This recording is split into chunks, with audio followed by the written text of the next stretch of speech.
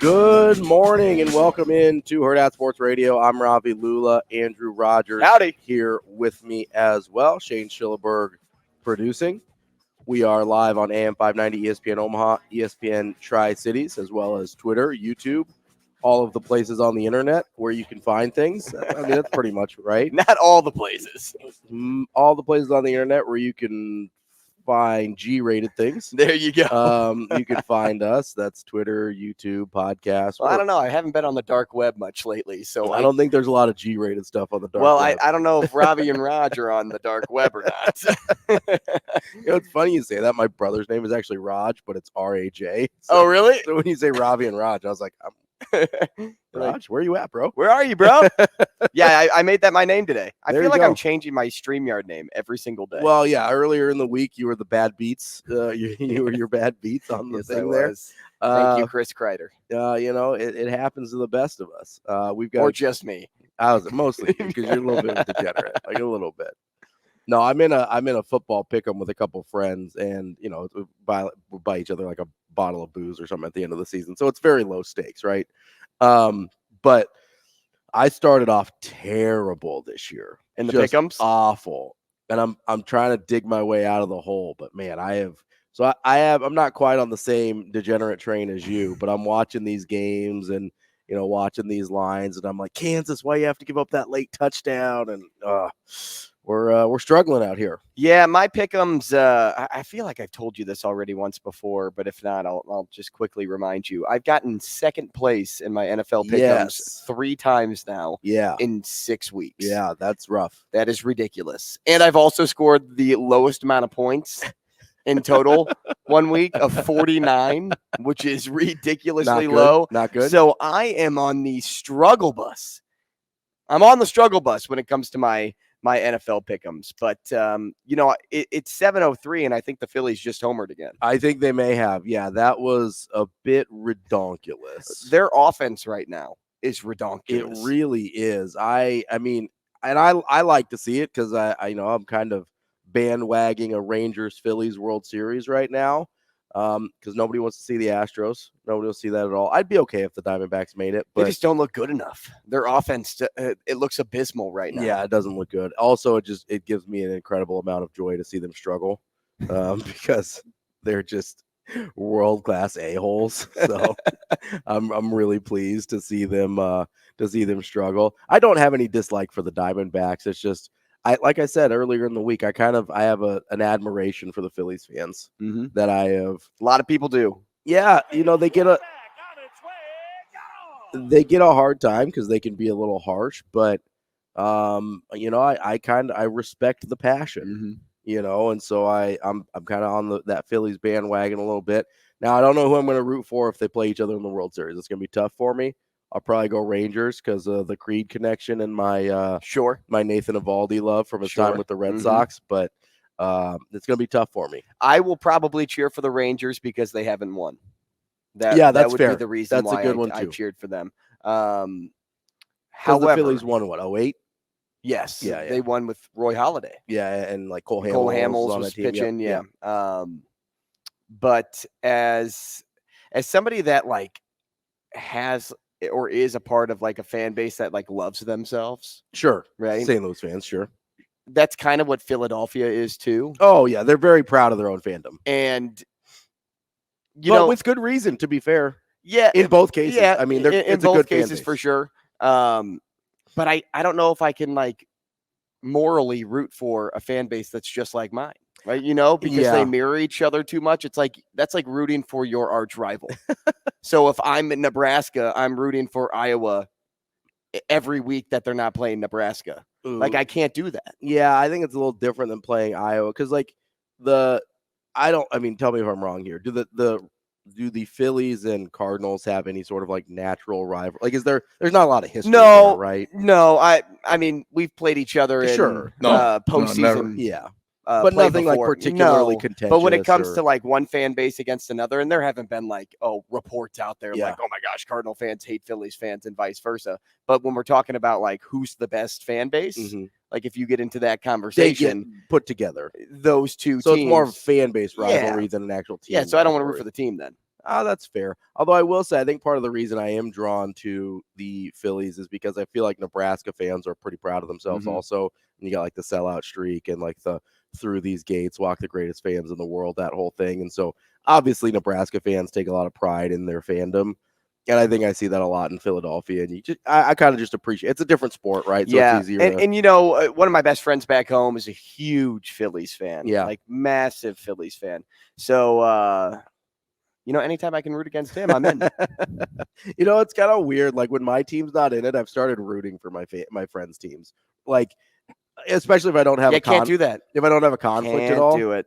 I kind of am like, like he's a big Avalanche fan too. We'll never root for the Avs ever in a million years. If I don't have a direct conflict with my team, I'm like, oh man, I mean, there's be happy. Not me. Not there yet. Not me. Not that level for you. Like, no, because he's not going to root for the Blues. Right. And he's not going to root for the Cardinals. Well, so I'm not going to root for his teams. That's fair. So his favorite color is maroon. I'm Pat Maroon. Yeah. Yes. Maroon 5. Yes. Adam Levine. That was I don't know if there's any. I will say I do. I freaking love those powder blue uniforms the Phillies wear too. The Cardinals wear those too, Ravi. You can say that too. Yeah, but they're not in it right now. Yeah, there it is. See, that's why I don't like you. That's why I root against the Warriors. Also, how dare you? Also, I mean, so the Red Sox and Cardinals do have history. Yes. So like it's Red but Sox you know and what? Phillies don't really have history. I'd probably find myself rooting for the Red Sox over the Phillies. And it's because they're in the AL. I do kind of like Kyle Schwarber. He had a quick cup of coffee with the Red Sox, so that makes me feel good. I just like rooting very quick. Listen, it was fun though. I don't think he finished his cup. No, so I think it was when he was coming off the ACL with the Cubs. Mm-hmm. He ended up signing with the Red Sox in the offseason. So he only played like the second half of the year, but I really enjoyed his time with the Red Sox. I had a good time. It was I think that was 2021 when he had when they had kind of that postseason run. The last time they had a postseason run. Stupid management and trading Mookie Betts. Oh, who's that? I don't want to talk about it. I don't want to talk about it. That one back, and that one is gone. I do like Kyle Schwarber though, and I miss JD Martinez too. So your ideal World Series then is Phillies Rangers. Yeah, I think so, and I think I would end up rooting for the Rangers. As I mentioned, Nathan Eovaldi, Creed, but also I do them having not won it is I like breaking droughts. Sure. You know, I would really love to see the Guardians win it at some point because at this point, they're pushing. They're pushing every opportunity to shut down the Cubs. I know. Well, not just that, but like you want to go back to 97 against the Marlins. That series slipped through their fingers in Game 7. Obviously 2016 with the Cubs. I think there's another one in there too. In 07, they had a 3-1 lead in the ALCS against the Red Sox, and they blew that.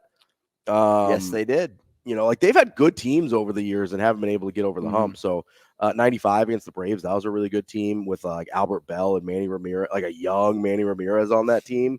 I think Jim Thome was on that team. Like that 95, it was Indians at the time. That 95 Cleveland team was stacked. Like they were really good. When was Grady Sizemore? So that's late Cleveland 2000s, I want to say. So I want to say it's like 07. That dude was like one of my favorites to play with in video games. So good, but the injuries killed him. Such a short-lived career. It was brutal because he was so good. And I just have an affinity for center fielders. Yeah, and he had when he was where my like love affair comes from with Grady Sizemore. When he was that dude's a baller. Yeah, so he was a rookie in 04. But his peak years were 07 or 06 through 08. So like mid to late 2000s. Has Angel Hernandez umped any games yet? Because he wasn't in the first 2 rounds of the playoffs. Because I remember reading an article saying that he wasn't going to taint it. But has he been? I don't think so. Has he been umping any games? I don't think so. No, never. The only reason I asked that is when I haven't heard any controversy, so I assume he hasn't. Right. I was coaching when I'm going to go back. Some people know, some people may not. I was coaching fall ball here in town, and I was out. Well, and a lot of out of town, but and a lot out of. Well, I was coaching out of town. I was practice. It was all in town. Right. Yeah. So we were in Kansas City one weekend, and I can't remember who I was talking to. It was one of the umps. one of the umps that was at the game. And he was talking about how Bryce Harper's this unbearable baseball player, just can't stand them, horrible to umpires. I'm like, yeah, you know, that may be, but some of them have it coming. And he like started arguing with me on, like, this is during play. When I say arguing, like back and forth about how umps are always right. Yeah. I'm like, whenever somebody says they're always right, that's when I know that You're full of it. yeah, Because nobody's always right. You live in La La Land if you think you're always right. Not the movie. Unless my fiance says she's right, and then I'm like, yeah, you're right. You nailed it. Sorry, you got it, babe. But so he goes, no, the ball player is always wrong. I'm like, okay, well, tell me how Angel Hernandez has become the most hated umpire in baseball, and also one of the worst umpires in baseball over the course of his career. And he's like, actually, Angel Hernandez is top 5 in accuracy. No, Top 5 in accuracy. he's actually not. There's real numbers on that. He goes, yeah, look it up. I go, where? On umpire scorecard. So I look up umpire scorecard, and I have it pulled up in front of me. And it says his accuracy is 92% on here. Mhm. No way that's possible. Okay. No way, right? His expected accuracy is 94%. And I'm trying to understand this because this is all the website gives me. It's 4 of these little line charts. Yeah. That's it, right? And then it shows like his statistics from when he started to where he is today. And so I'm like, huh. So I'm like, I'll do a little more research. Mhm. I'm not going to trust one source. So I go to Wikipedia, right? Because everyone knows Wikipedia is lock stock, right? Absolutely. I'm going to read you this one little paragraph. Okay. During the 2016, 2017, and 2018 seasons, Hernandez's calls at first base were overturned in 14 out of 18 video reviews. Cool. For a 78% overturn rate, Yeah. exceeding the 60% overturn rate for all first base calls by all umpires during that time period. You're going to sit here and tell me that dude's a good umpire? Yeah. No. You know what caused the downfall of Angel Hernandez? What's that? Technology. Yes. When you could go back and review something and challenge a call. Yes. That is what put Angel Hernandez in his grave early. Yeah. Absolutely. Because without that, what happened before video review? Nothing. You could go out there and argue, he could toss you, but nothing's going to change because you can't review the call. Yes. But now because you have all this technology, and I'm not going to say that the box that is above home plate is 100% accurate either. Right. But it's pretty close because it wouldn't be there unless it was pretty close. The amount of times he misses pitches Yes. that are not barely off the frame, but probably half the width of your bat off the frame. Yes. There's a problem. So here's part of the issue with the numbers on umpire scorecard with Angel Hernandez is even though as we saw there, his first base calls are also atrocious.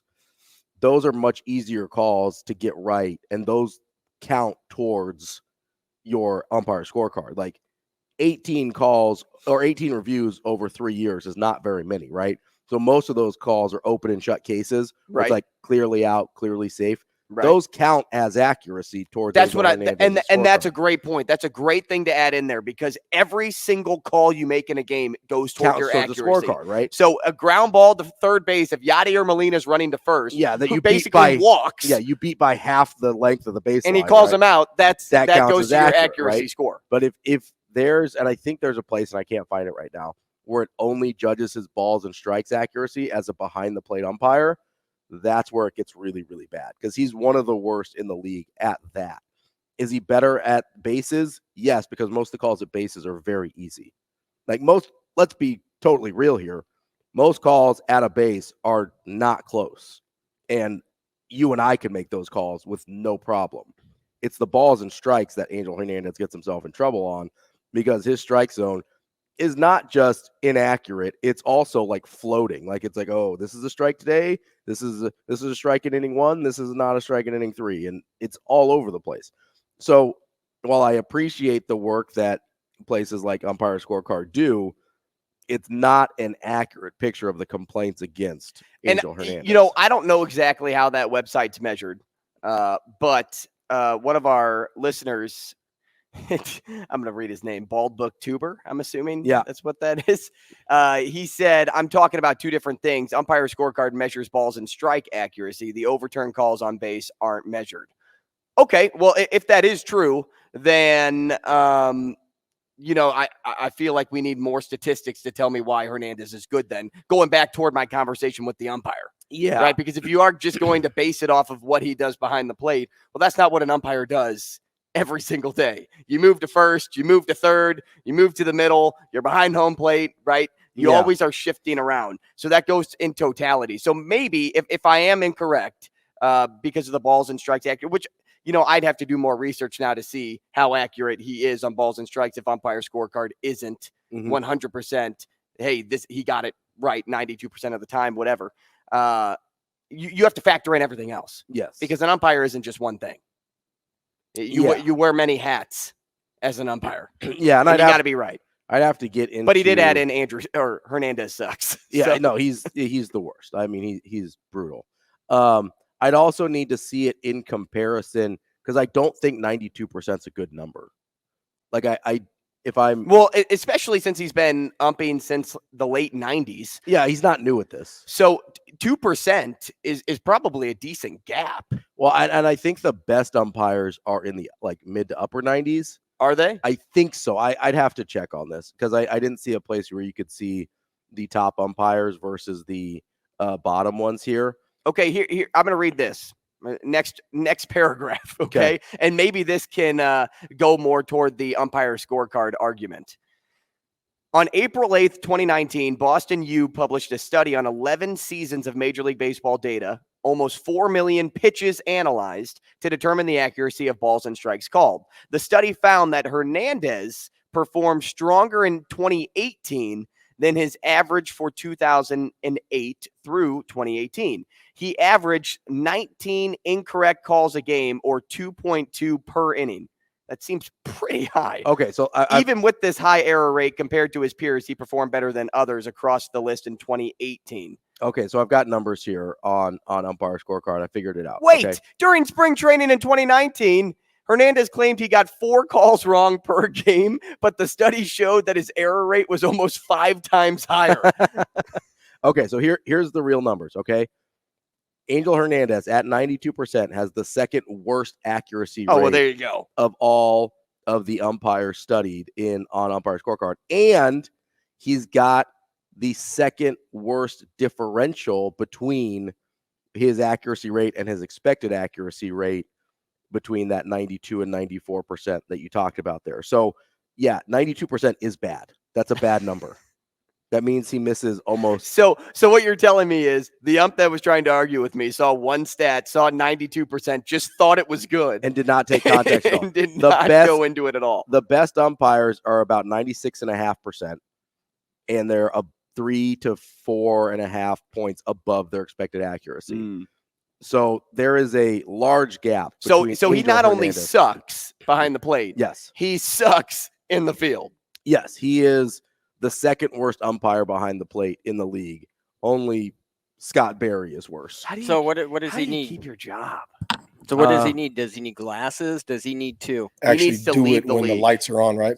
He should turn the lights on. That might help. No, it's he needs to leave the league. But they can't fire him because the umpires agreement, their union agreement is so strong they can't fire him. And so all they can do is not select him for postseason stuff. That's about all they can do. They have to wait for him to retire. Man, can you imagine showing up to your game, not knowing who is the crew for your game, and then you get to the field and you see Angel Hernandez and you just go, well, we're screwed. Oh, yeah, absolutely. The worst. He is, second worst umpire in the league. You can thank Scott Barry for him not being the worst umpire in the league. It's good. That's good company to keep, I think, there. Set up the show here real quick. A lot of umpire talk this morning. Yeah, thanks for letting me go down my my rant rabbit hole. It's all right. I didn't have that. I've been wanting to talk about that for a while now. I didn't have that on the bingo card, but that's okay. Coming up at 8 o'clock, we're going to talk to Brian Christopherson of Husker 24/7. At 8:30, we'll talk to Kevin Sjuts of 1011 News in Lincoln. Kevin! 9:30, probably our farewell conversation with Joel Lorenzi. Yeah, of the wow. Omaha World I'm excited Herald. for that, though, because, I mean, this dude, could you find a luckier guy on earth in sports? Like, he goes to, like, a really good Creighton team, Yeah, go to and the now Elite he's Eight. going to a booming OKC team who has probably the best / most draft capital Oh, they've got the for best. the next 7 seasons. Yeah, they've got the best draft capital for sure. Not to mention they've already got a bunch of really good young players. So Right. that's going to be really fun. We'll ask him both about Creighton and kind of, I'm sure he's already started studying up on Oklahoma or Oklahoma City as well. He's going to cover the Thunder for the Oklahoman. And then we'll wrap up the show with our very own Avarie Howard of Hurrdat Sports at 9:45. At 9 o'clock, I want to do a little mid-season college football exercise here. I think we're going to give out our mid-season Heisman, which is a very real thing and very important. People are going for the mid-season Heisman. Yeah, We're it's gonna a real certificate. Yeah, it is a very real thing that we just made up for today. It is the mid-season coach of the year, and we will also do our mid-season playoff seedings. Now, important here, we're not Thing to note. We're not predicting what's going to happen. We're saying if the season ended today, who would these people or teams be? Let's do it. So we will do that at 9 a.m. Plenty of room for you on the show as well. Call the Warhorse Sportsbook Hotline, 888-638-4876. Got a new game today, too. Oh, I can't wait. I can't wait for the new game. We will play a new game at some point. Guess who? We'll see what time. And then No, that's the name of the game. That's the name of the game. I'm excited. I'm excited. Like Doc Sadler. You can email me, Ravi at hurrdatsports.com or Andrew at hurrdat.com. Got it. He's got that old school email address. I'm an OG. He's an OG. Coming up next, we're going to get into, I don't know, a bunch of stuff probably, if I had to guess. College football. I think we got a lot of baseball in already today. Connor McDavid was acting like he was on the Mighty Ducks last night. Yeah, he was just on a teacup ride. He was just doing a little spinny spin on the ice there. All that and more coming up on Hurrdat Sports Radio.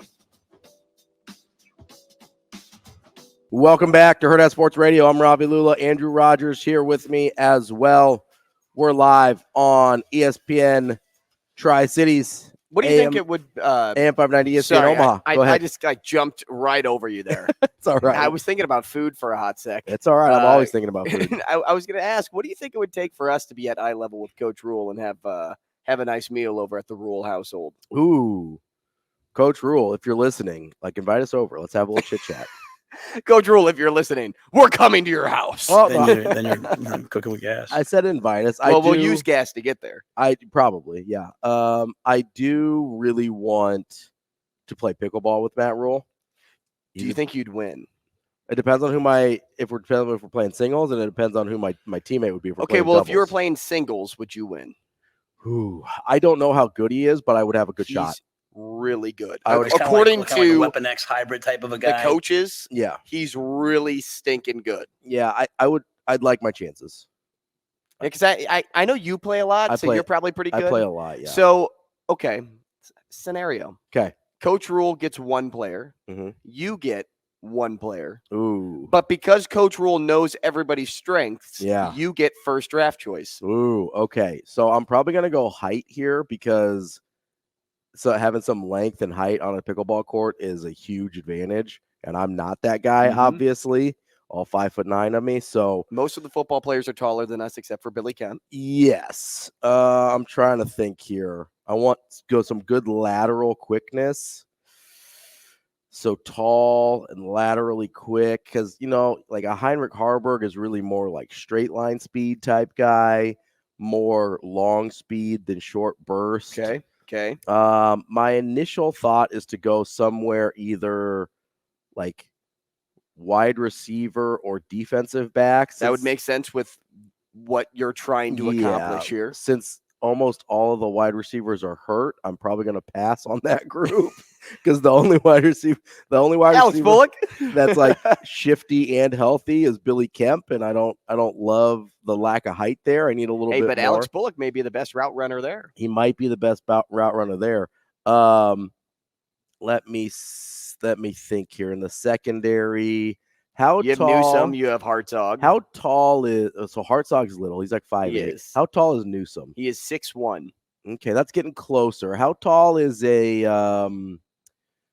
like Phelan Sanford has incredible testing numbers. He does. So that might be a guy. Yeah, how tall is Gifford? Gifford is 6'1". I don't know. Okay. It just kind of Sanford, who just got a black shirt yesterday, by the It's way. like 5'11", I think. More like announced. I don't know if it was yesterday exactly. I think he's about 5'11", if I'm recalling correctly. He's not very tall. Yeah, he's not huge. Phelan Sanford on the nose, 5'11". Yeah, I think I'm gonna go with Quentin Newsome. 6'1". Yeah, he's got some height. Shifty Obviously, DB. got the athleticism. He's got the quickness I'm looking for. He can cover up for some of my, we'll call it lack of mobility. Yeah, I think I'm gonna go Quentin Newsome. Who do you think Rhule would take? Well, he's probably going to know I think who's that'd be actually fantastic. played pickleball before, so he's probably going to pick that guy. Jeff Sims wouldn't have been a bad pick either. No, he wouldn't have. I thought about Sims. I'm a little worried about the ankle and the health right now. Yeah, but they say he's healthy. He's become the ultimate teammate. Oh, I mean, yeah. just think for a moment. You're the guy. Mhm. You come into the university as the guy. At Fan Day, people are itching to get your signature on either their calendar or whatever, football, whatever you had with you. Previous year's starting quarterback left because you were here. Mm-hmm. That's a thing that happened. And you lost your job. And you get a single digit, right? That's you get a single digit and you lost your job. But talk about living up to the standard of the single digit. Yeah. Because he and the way his teammates talk about him is so impressive that he's not mad that Heinrich Harburg is starting over him. No. There's a lot of people that would be salty about that would want to enter the transfer portal, that would have a negative attitude when they show up every day. But that isn't Jeff Sims. And so when I think about Coach Rhule found his guy, right? Everybody at first was like, prove to me, like, Coach Rhule, tell me the conversation that you had with Georgia Tech's coach about why Jeff Sims was going to work at Nebraska. Maybe it really wasn't for the gameplay. Maybe it was for how he carries himself. And that's why Coach Rhule said he was his guy. And maybe he thought, hey, I can evolve him into becoming a clean football quarterback. Well, yeah, and that would kind of go a in clean line. playing football quarterback. Sure. Quarterback, I mean. Yeah. That would go in line with a lot of their recruiting strategies, honestly. If you look at some of the guys they've recruited both in their first class and in this 2024 class in terms of their confidence in their ability to develop football players from raw skills is really, really high. And it's really, really high because of the track record they have doing it at Temple and Baylor. And especially in year one, I think they believe the culture and character aspect of the players they recruited or are recruiting is just as important, if not more important, than the actual ability on the football field. That's why, so I've said this a couple times, and I think people misunderstood what I meant. When I've said that, maybe the Casey Thompson leaving thing wasn't about ability, it was about fit. That's not to say Casey Thompson is a bad guy. That's not to say that Casey Thompson wasn't a good teammate or was people throw out terms like locker room cancer and stuff like that. I don't think that was the case, but if his priorities and his mindset didn't line up with what Coach Rhule's were, then maybe that's just not a good fit. Like, it's like when you're dating someone, right? Just because you guys don't work out or you break up with someone doesn't mean they're a bad person or you're a bad person. Sometimes it's not a good fit for what you're looking for what they're looking for. Like, I imagine Casey Thompson was looking to guarantee that he was a starter, considering it was his last year of college football, right? Like, there's no way Casey Thompson wanted to be in a quarterback battle and have a chance to not play his last year. Now, he gets injured at FAU anyway, but like, he wanted to go into a situation knowing like, hey, this is my job, right? Like, I've been in college for 6 years now. I want to make sure I've got this job. That's a totally reasonable position for Casey Thompson to take. it's also totally reasonable for Matt Rhule to be like, yeah, I don't want to just hand somebody the job. Like, that's totally reasonable on both sides and doesn't make either person a bad person. It does make it a bad fit, right? Whereas Jeff Sims, maybe he came in and is like, hey, I don't need you to guarantee me anything. I don't need you to. I know we kind of guaranteed things to Jeff Sims, but we don't know that Matt Rhule did that. And we don't know the conversations and what we don't know like that in the room. We don't know that Jeff Sims expected that. I do know that Casey Thompson replied after he tore his ACL to comments on his Instagram saying that he never wanted to leave Nebraska. Sure. So were conversations, hey, did he take them as they pushed me out or that I wasn't a fit?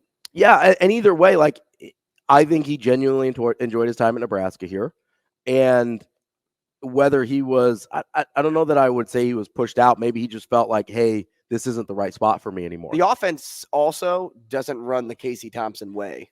Yeah, I think they wanted somebody that was significantly more mobile. If you look at who they brought in with Jeff Sims, if you look at the way Heinrich Haarberg, but he can move his legs too, and I don't want to knock him for that either. No, but he's not a true dual threat in the sense. He's pretty good around moving around the pocket, but he's not going to take off and run very often. I'd be very curious about these conversations because, and until we know, all we can do is speculate. Right. But because coming into the season, I was in on the Casey Thompson hype. Well, I started on Jeff Sims. Sure. Because I'm like, man, you could probably have somebody that looks a little like Lamar Jackson-esque in the pocket, somebody that can scramble a lot, has great speed, can get up the field, good agility. And by the way, he's got a terrific arm. Like, that's not a question. It's some of the decision-making, some of how he sees the field, but the arm's there. But then the counter argument to all that was, well, Casey's proven. Casey doesn't make a whole lot of mistakes. Casey, in a matter of a bad team, made them so competitive that they ended up beating Iowa at the end of the year. So those were things I thought about too. And I kind of rested on Casey until, they parted ways. But yeah, I'm curious now. I'm sitting here and I'm just in deep thought of what could have been said to change this whole idea. But what I know for sure is what I hear. And what I hear, going back to Jeff Sims, is that he is the ultimate teammate. Oh, and not just what you hear, but what you see as well. Every time Heinrich Haarberg comes off the field, who's the first person to greet him with a smile or an encouraging word or whatever? It's Jeff Sims every single time. Maybe that's the thing that was the best fit for Nebraska, not the on-field stuff like you were talking about. Coming up next, we'll wrap up hour number 1 here on Hurrdat Sports Radio. Wrapping up hour number 1 here on Hurrdat Sports Radio. I'm Ravi. Lulla, Andrew Rogers here with me as well. We have apparently struck a bit of a nerve on the Warhorse Sportsbook hotline. So people want to talk about our Casey Thompson conversation. Let's start with Random Mike. I kind of like that. Random Mike. Yeah, Random Mike. What were your thoughts? This is a rare time where I actually have some useful information. I was listening. Your buddy, I think it was your buddy Chris Schmidt, interviewing Charles Thompson, famous Husker killer of the past and dad of Casey. And he talked about the conversations that took place before Casey transferred. And Rhule apparently told him, and Charles said he really appreciated this. Rhule told him, look, if you were my son or my nephew, I'd go to a place where you're guaranteed, just what you were saying, where you're pretty much guaranteed to play. You may play, you may become number one, but you may not. It's a real battle. And they also want to go to a place where maybe he'd be better protected than he was. But basically, our coach, who's I think a man of character, said to him, look, if you were a member of my family, you only got 1 year left, and I would go to a place. So I don't know if he pushed him out the door, but he kind of encouraged him to go. Yeah, and Random Mike, we appreciate the call and the insight. Thanks, Mike. There. Yeah, I mean, I think there's a big difference between saying, hey, like, you can encourage a guy to do what's best for them, and that happens in that situation to be leaving, and that there's a big difference between that and pushing a guy out, in my mind. Like, pushing a guy out is like, hey, we don't want you here. Right. I'm sure Matt Rhule would have been thrilled if Casey Thompson wanted to be here and chose to stay here. But in the situation Casey Thompson was in, where it's like, hey, this is my last year, I really want to make sure I play. He had every right to be selfish. Yeah, and in that, like, because is Casey Thompson going to be an NFL starting quarterback? No, he's not. Could he be somebody that played on a practice squad someday? Maybe practice squad, even backup, like, because he's got the backup quarterbacks are sort of like junior assistant coaches a lot in the NFL. A Mhm. lot of, I mean, look at And he's a football junkie. yeah, he's a really, like, he's probably going to be a football coach someday. Like, Right. he's really good at that part of the game, the mental part of the game. And so, like, I could see him being a backup in the NFL, but in order to do that, he probably still needs to put some more tape on. And so I don't have a problem with Casey Thompson looking out for his interests. And I actually really appreciate Matt The Rhule. transparency that he offered. Yeah, the transparency that Matt Rhule offered, just being like, hey, I can't guarantee you're going to start. You certainly could, but if I was in your situation or I had a family member in your situation, like, yeah, I might look at trying to find a place where I had more guarantees. And that's totally okay on both sides. Like, I think I like how both people handled it there. And is that what was best for Nebraska necessarily?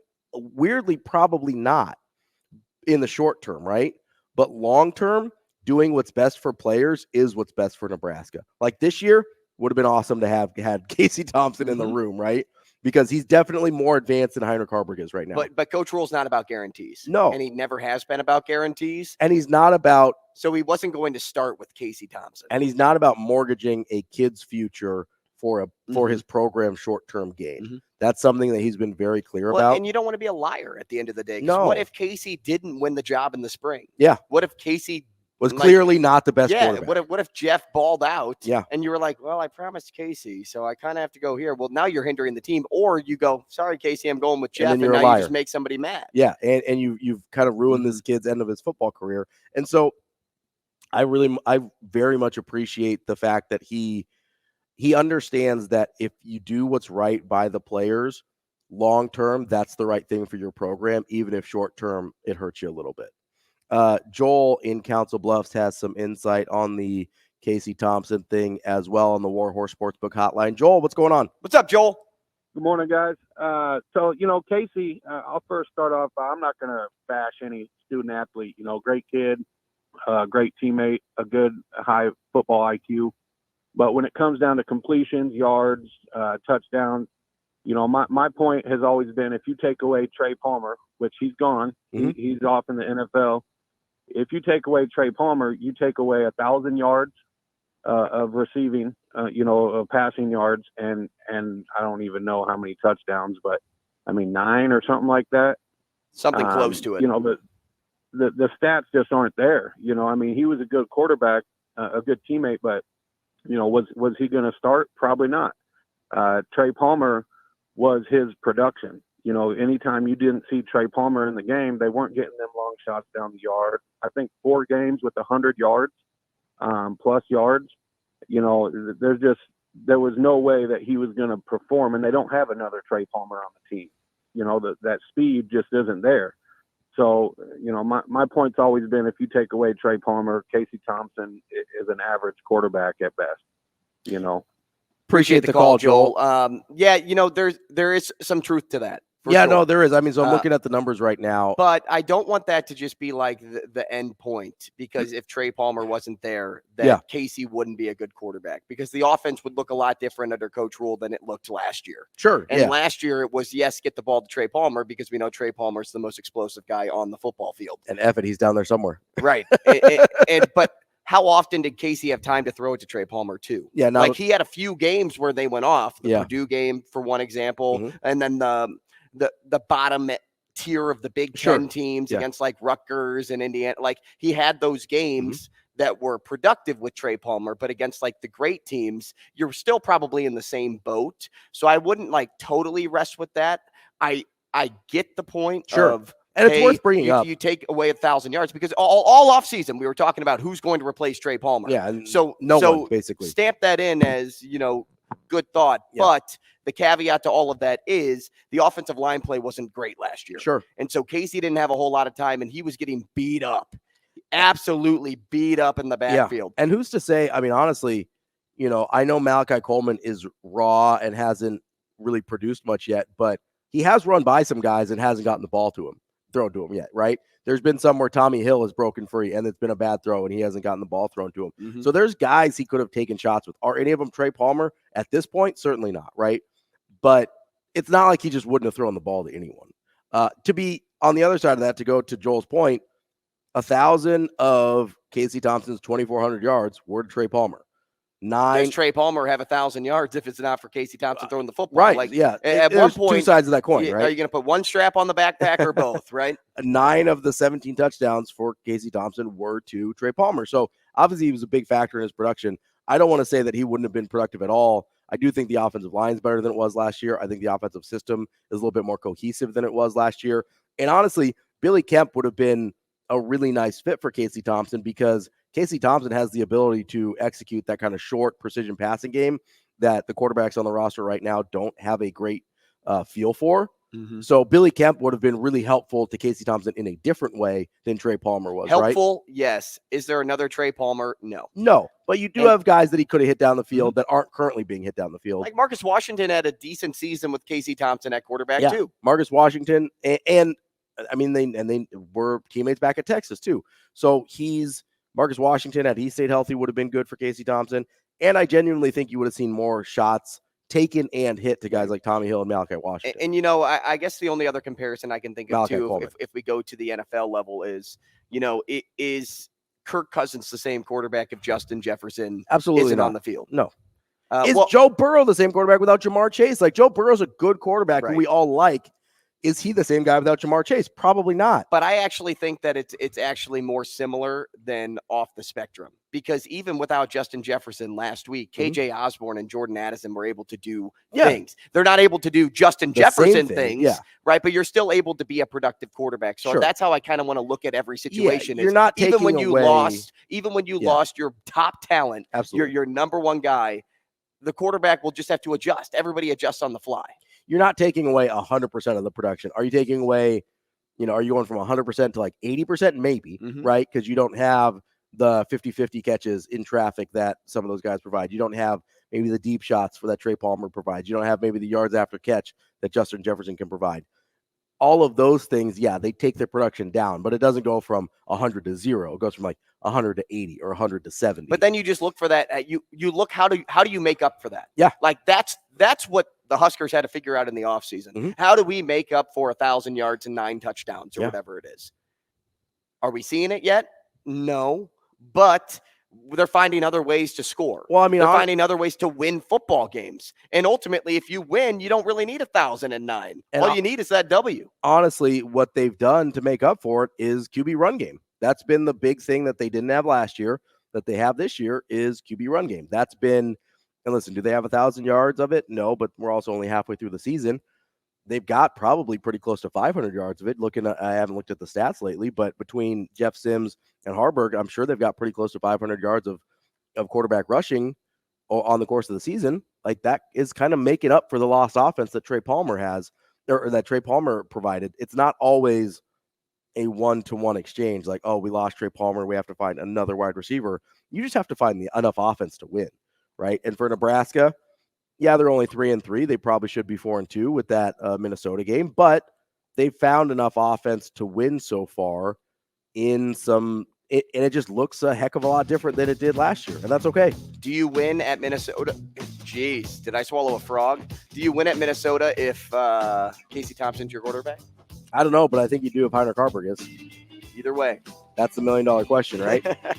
Coming up next, we're going to talk to our friend Brian Christopherson from Husker 24/7 Sports, continuing our conversations about Nebraska as they leave their bye week and head into a matchup with the Titans of the Big Ten West, the Northwestern Wildcats. Coming up next on Hurrdat Sports Radio. Kicking off hour number 2 here on Hurrdat Sports Radio. I'm Ravi, Lulla, Andrew Rogers here with me, and we are joined now by Brian Christopherson of Husker 24/7. BC, how you doing this morning?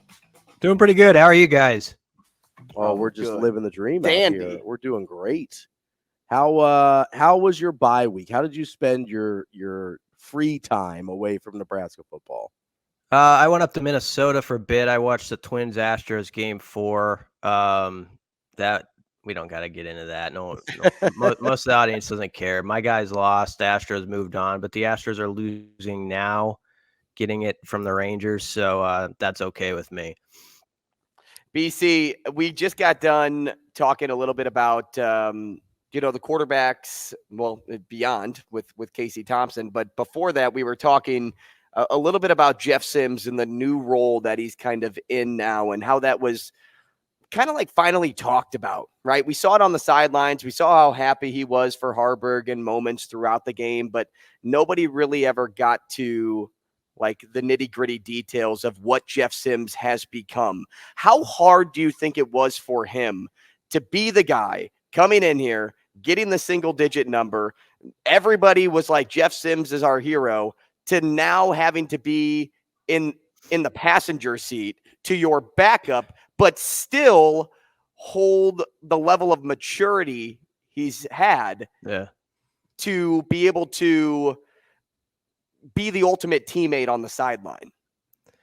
Yeah, first off, I'm sure it's extremely difficult if you're a competitor like that. And, he came here on a mission. I remember he was at Big Ten Media Days, and he was talking about how he had tried so hard to learn everybody's name. Remember that? He was putting stuff on the he was going home and doing his research on guys' names so they could, when he see him in the hall, he would know all the new guys on his team. He's a guy who really adapted well to the locker room. Guys respect him, and you got to give him a lot of credit for, at a time where some people would have hung their heads and sort of checked out, he hasn't.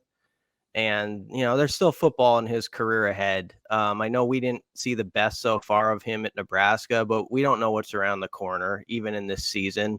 We've seen a lot of years at this program where Nebraska needs 2 or 3 or 4 quarterbacks before this thing's over. And so he very well could get called on in the second half of the season. And the fact that he's still dialed in and behaving, basically like a captain, says a lot about his character. And it also says he's probably ready if he gets that moment. And I know the fans are going to see that. They're going to read those quotes about him, and they're going to want him to succeed, for obvious reasons, because he's a Husker, but there's going to be that added oomph if he gets back into the game, like, let's do this, so he's probably won a lot of fans just by the way he's handled a tough situation, because that's where you obviously learn a lot about people. BC, we were talking earlier, Andrew and I were, about how maybe when Coach Rhule was talking about Jeff Sims as his guy, and like they went out and found a guy that they really wanted, like, how much do you think maybe that had to do with his just kind of mindset and character as opposed to his skill set, which obviously there's a huge amount of talent there, but I mean, did we maybe overlook that other part? It's possible. I mean, definitely, I think that was an attractive quality to bringing Jeff Sims in. They knew what type of guy you're adding to the locker room. And beyond that, he has high-level traits as a QB. Now, he's got to level stuff off with the turnovers and all those things. We all understand that. But he's got really good arm talent. I think he is a guy who really loves to study the game a lot, and they like that part about him. So there were all these traits you kind of stacked on top of one another, and you're like, yeah, that's going to work, I think. And it didn't for 2 games, and it was about as rough as it could go from the turnover department. And this is what happens in sports sometimes. Another guy comes in. Heinrich, I think, got a little benefit of playing non-Power 5 teams those first 2 starts, so it was probably a little bit easier entrance into the water for him than it was for Sims with those 2 road games. But nonetheless, Heinrich has run with the opportunity, and I think people listen to Satterfield the other day sort of heard the reasoning for it beyond just the turnovers. Right now this is an offense that is very run heavy. Needs a lot out of that QB in the run game. Obviously, Sims can do that, but Heinrich is a very physical dude who we've heard a lot about in that category all through the offseason. We've seen it now in games where he'll run over and truck a defensive back and things like that. He just kind of fits with this grinder style they've got with this particular team, I think, right now, where you don't want to mess that up when you feel like, okay, you've won 3 out of the last 4. Let's see if we can carry this forward now. BC, 3 new black shirts talked about yesterday: Butler, Sanford, and Henrich. We also know there are 12 now. So who gets the boot come game day? Oh, I don't know if they will or won't. I don't know if they're going to just like hold tight to 11. I think it's basically 11 or 12 is what it's going to be. More or less on this case. Reimer, of course, had a very unusual situation where it was kind of non-football related with the MRSA infection and which crept up and caused him to miss the Illinois game. So I think they thought it wasn't really fair to take it away. But basically, I like how they're doing it now. It's taken the fuss out of it. It feels like around here too often we've covered teams where it's like, oh, this guy got it removed because of this reason, or are they going to keep all of them, or are they going to have 16 of them all year? They're not playing like black shirts. You get that kind of talk during a season. They actually are playing like black shirts. And they've just simplified it to a way it has been done in the past, but not as much recently, where it's like, are you starting Saturday? Okay, you get the black jersey this week. It's easy to identify you. And I think I just like that. And I also feel like I love the black shirts tradition. Anyone who knows me knows I love the history of Husker football and all that's associated with it. But I also thought it got over the top in its production of like how it was sometimes handed out, and it would just become too big of like a social media creation and some of that stuff, and it kind of took away from it. And I like that this year, for the most part, we've steered clear of that. It's kind of been a behind the scenes, like guys are honored to have it, but we're not going to put this in front of everybody's face. Let's just go play like it and earn that tag back more by the style you have on the field. And I think that's what they've been doing right now. Yeah, I mean, ironically enough, you could make an argument that this is one of the few teams where you could give black shirts to 16 or 20 guys that they actually yeah, that's the funny part. Yeah, you really could, because they actually rotated that a number this year. I mean, I was looking at the stats the other day. There's 8 linebackers who have played 122 or more snaps, and that's a neat storyline because I've heard talk of rotating for so long covering this team, and it's actually happening, but they're not rotating for rotating's sake either. They're actually putting guys in who can do the job. And I think the biggest compliment I can give them, Ravi, is, when let's say like the 5th or 6th guy comes in a position, I'm not seeing a major drop off the ledge compared to like the second guy. Like sometimes you don't notice. I mean, the fact that Reimer was out against Illinois and Nick Henrich goes out, plays the best game of his season, maybe his career, 2 4th down stops. John Bullock had a nice night. You just didn't notice it as much. And that's a credit to, guys being ready for their number to be called, and kind of goes back to the Sims question. If he can be ready now, if he gets called at some point. Yeah, BC, you mentioned the linebackers. It's kind of the same thing on the defensive line, though, as well. And I mean, you can make the argument it's true at all 3 levels of the defense. We saw Ty Robinson out for the first half of a game, and Nashot Mocker kind of emerges on the scene. You see guys moving around and, going from that jack spot to an end spot. And I mean, half the time I don't even notice when somebody important's not out there because the defense, like you said, there's really no drop off. Yeah, and I'm not noticing sometimes when guys switch technically what they're doing within the defense. Maybe it's just my lack of football IQ, but for example, this week Rhule's talking about like chief borders and accepting like playing more D-line and stuff like that. And sometimes the way they move them around, it's like, okay, he's D-line compared to Jack. I don't even pick it up during the game because they move around so much that it's not that noticeable. And that's a compliment. I think that's happening with Jamari Butler. He's a guy who's been moved around. And if there's one guy I'm really fired up about for this second half, and I just hope it takes off, it's Jamari Butler, because I've written probably 30 stories about that guy over 3 or 4 years, and they've all kind of been the same about he's building to something. He was a raw player when he came in. It's just around the corner. We might have just turned around the corner against Illinois. Let's see. But he had a great game, played 56 snaps, 1.5 sacks, could have had more, honestly. They need somebody like that. If he can disrupt at another level, that changes the defense even more. BC, turn around for me. I want to see Butler written on the back of your shirt there, like a shirt. It doesn't shock me that you've been all over that guy. Yeah, I don't have it written on this particular shirt. That one's in the wash right now, but Oh, okay. Fair I do enough. have a couple. Yeah. BC, so the Huskers open as a double-digit favorite against Northwestern, and it's kind of crazy to think that one of these teams after Saturday will be 4-3.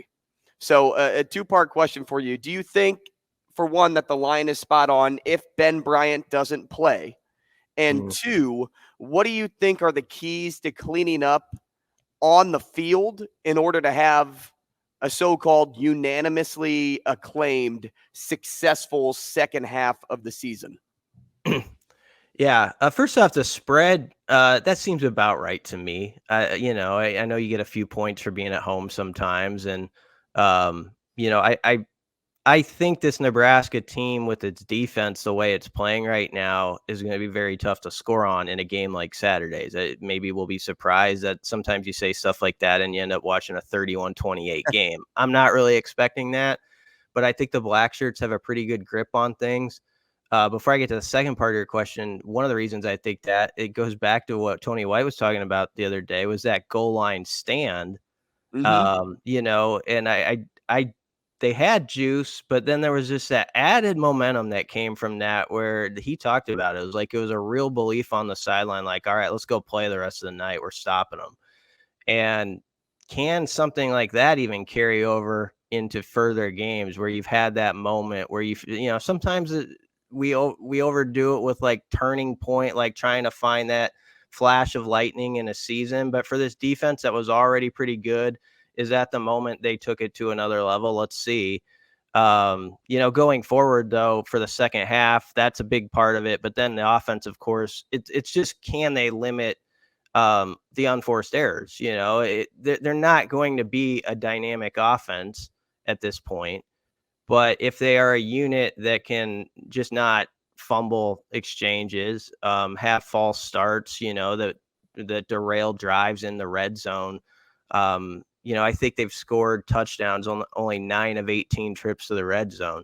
First off, that's not enough trips inside the red zone. Secondly, that's a really bad touchdown percentage, and they've only scored at all 12 of the 18 times. So stuff like that is going to be the difference of winning these next two games. And then when you get to like Wisconsin and Iowa, at that point, when we cross that bridge, it's going to come down to, on those particular days, I think, can Nebraska's special teams rise up to and match like really great, teams at that phase of the game, and at least equalize that and not have the field position be a big disadvantage. So field position and all that stuff's really going to be critical the rest of the way, and just like playing smart, better complementary football than all your opponents, because they're not going to be pretty games. They're not going to be the games, if you're flipping by and you're an impartial observer of college football, where you're going to want to necessarily stay on it.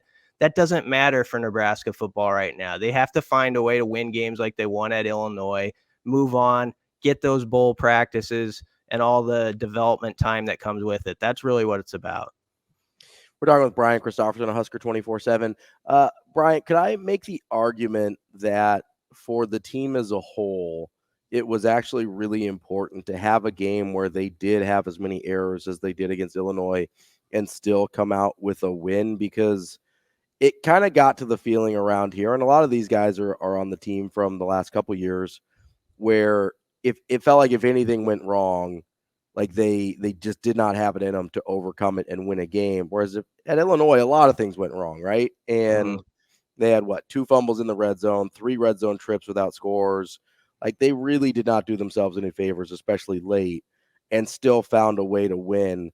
Could that for the team almost be the same type of sort of proof of concept moment that goal line stand was for the defense? Yeah, it might be.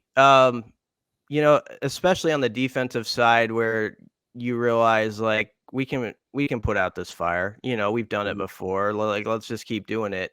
And I will have to say that was a game where there were moments where you're like, oh man, are they somehow going to lose this thing, when it seemed impossible to do such a thing? I had that passing thought once or twice, But I have to say, I didn't have it as strongly as I have other times because it just did feel like the defense was like so in control of that game and they just weren't going to break. And so to actually go out and do it, to not wilt, I think it's good for that side of the ball. For the offense, it's hopefully a lot of teaching tape. I know there was a discussion about if Illinois was helping and inflict some of those false starts and bad officiating, all that stuff. But you got to know going forward, teams are going to try to test that. They're going to make you prove you can clean that up. So we need to see that from this offensive line. And, we need to see a group that's just a little more dialed in on that side of the ball. But it was a team win at the end of the day. And I think as much as us, on the outside, we're like, oh, the defense played great, the offense was kind of a clunker. I get the sense inside the walls it's not very much like that, and that's a good thing for them to have, where there's an understanding of strengths and weaknesses, but also you're in it together, you're playing off of each other, and you just got to pick somebody up if they make a mistake. So that's a good thing when your team's behaving in that way. BC, what do you think about the progress of Tristan Alvano since the start of the season? Being a freshman kicker, a true freshman coming in, got to be a little bit nerve-wracking, adjusting from high school to college, especially when you come in as an in-state recruit. But he went 0 for 3 on his first set of field goals, and then he got a little more comfortable in the 30 to 39-yard range against Illinois. Where do you see his freshman career going the rest of the way? Yeah, I don't know for sure where it's going to go. Kicker is such a hard position to just like feel like, okay, he made that one, he's definitely going to make the next one. Because they always say, you're only as good as your last kick. It's like all of our jobs, really, I guess. You're only as good as your last segment or your last story sort of thing. But it can't hurt that he saw a couple go through last game. And the third one that he missed, it was kind of a tricky hold. It didn't feel like it was like ideal for him. So maybe there's a escape clause on that one for missing it. Michael Bruns, my coworker, talked to him after the game, and he was pretty confident about like making those kicks and what it meant going forward. So I think he was looking for a game where he made multiple kicks, got a little momentum, and was feeling good about things. And I think it's going to be a big deal when he can have that like 45-yarder, the little longer kick, and it goes through. That one to me might be the one that really like, okay, we're going with the wind behind the back now type of kick. So hopefully he gets that soon.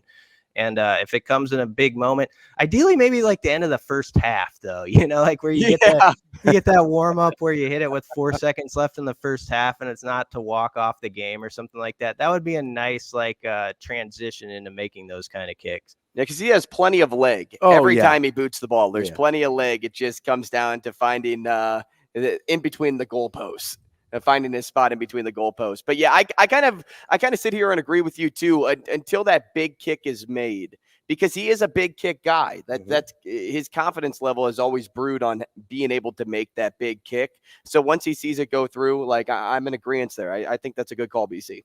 I think he's going to be all right. And I like that the staff didn't do anything hasty. I think that's a huge point too, not to just cut the rope right then and there and be especially like, okay, when we're you done. have another option. I mean, yeah. I mean, they're working through a lot of things. And Rhule kind of said this a few weeks ago. It's like, well, Tristan's got to work on his part. Everybody's got to work on their thing if you look at how some things are going. So it was just a deal where you say, all right, it hasn't gone well. Let's keep working on this on practice. And, he's obviously got it in his skill set to be a great kicker here. And I think he will be over time. It's not easy to adjust to this level and all the pressure that goes with it. It's just a different game. And if he can find his rhythm at the end of this season, like a lot of guys, that's sort of that's the fun part of where we're at now. Guys can build and use this as a trampoline into 2024 too. So that's what we're watching here as we go into the second half. BC, looking at the Northwestern game, I know they're 3-3. I know that Nebraska can't really afford to mark down wins against anyone, but this is a game Nebraska really has to win, right? Like there's no, on paper or on the field, there's really no reason for them to lose this game, right? Well, yeah, I mean, it's definitely not a given, as anyone around here knows, but it's when you look at the slate in front of Nebraska and getting to 6-7 wins, whatever it's going to be. Yeah, get this one, please, for the sake of sanity around here. There's an opportunity this week and next week, frankly, to make November pretty interesting around here. And I'm not talking about West Division titles and stuff like that. If we get to that on November 15th and we have those type of discussions where Nebraska needs this to happen or that to happen, that'll be fun too. But right now, they do have to take the approach on any given week. You're going to have to scrap like heck to get a win.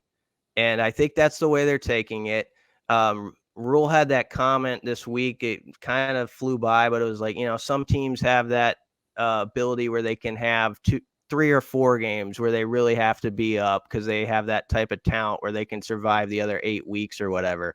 He said here right now, every week you got to be up to beat Northern Illinois. You got to be up to beat Louisiana Tech and Northwestern. So that's the way they have to look at it. But yeah, Ravi, I mean, they got to get this one from the outside looking in because you got a little momentum right now. You're feeling good coming out of the bye. This fan base is at least sitting up in their seat. I think it was a pretty bummed out Husker fan base after Michigan, even though that was sort of an expected loss. The way it happened, people are like, man, what's going on? Like, it's tough to spend 3 hours over there watching that.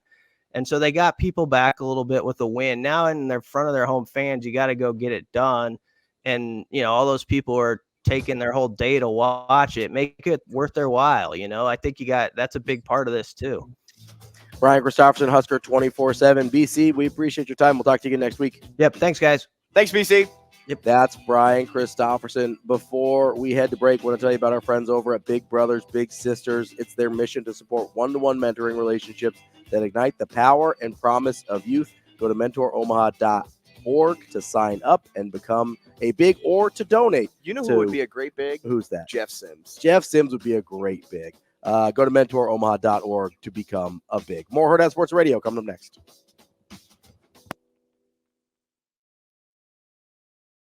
We are live on AM 590 ESPN Omaha, ESPN Tri-Cities, and we're brought to you by Dyer Law. If you've been hurt in a personal injury accident, you can count on the Dyer Law team to provide you with a helping hand when you need it, no matter what you're dealing with. Call the Dyer Law team at 402-393-7529 or visit dyer.law to chat with a trusted professional about your personal injury claim. That's DYER.law.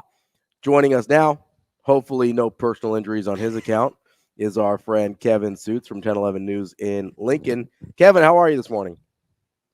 Good morning. I'm doing well. Listening to you guys talk to BC and unpack the Nebraska-Illinois game, it seriously feels like it was a month ago. Right? Yeah, it really does. Like, we're not conditioned for a bye week. We were just in the throes of the season, and now you forced everybody to pause, and it just seems like time has crept along. It almost feels like an entire offseason, Kevin. Like it feels like the time between the spring game and Minnesota. Like it feels like an eternity. So right, because you can dissect that game. Not that it was a beautiful game to spend a week and a half on, trying to think of every down that was played. But you're right. There's a lot that has been discussed since the game happened, and I think we're all anxious to watch the team get back on the field this Saturday. Kevin, speaking of the Illinois game, there was a quote that came from Marcus Satterfield's press conference yesterday that I want him to say, and then I'm going to follow it up with a question. So, Shane, can you play Satterfield 2, please? Well, we need him. I mean, he's a talented running back. He's one of the most talented running backs, in our league. But if you can't hold on to the football, now you start messing with, wins and losses in people's lives. So, until people are proves that they can handle the pressure of carrying and the responsibility of carrying the football, then we're not going to put him out there and put him in those situations. So he had a good week. Continued to emphasize that EJ's done a really nice job just daily. You got to be careful. It can't be like the ninth inning and you're going out there, hey, you have a no-hitter. You can't be that, right? Because then it begins to backfire on you. But I think that EJ's done a really nice job of working with Anthony, and Anthony's been very mindful of what he needs to do to get back on the field. Kev, can I call you Kev? Yeah, sure. You probably think this question is regarding Anthony Grant, but it's not. It's regarding how much of a bro Marcus Satterfield is. For him to say that if you don't take care of the football, you start messing with wins and losses in people's lives. I lost on an Anthony Grant fumble, my sports bet, because he fumbled it back 1 yard and it went from 57 to 56 and I had over 56 and a half. So how cool is it that Marcus Satterfield gets it and knows that a fumble like that messes with people's lives?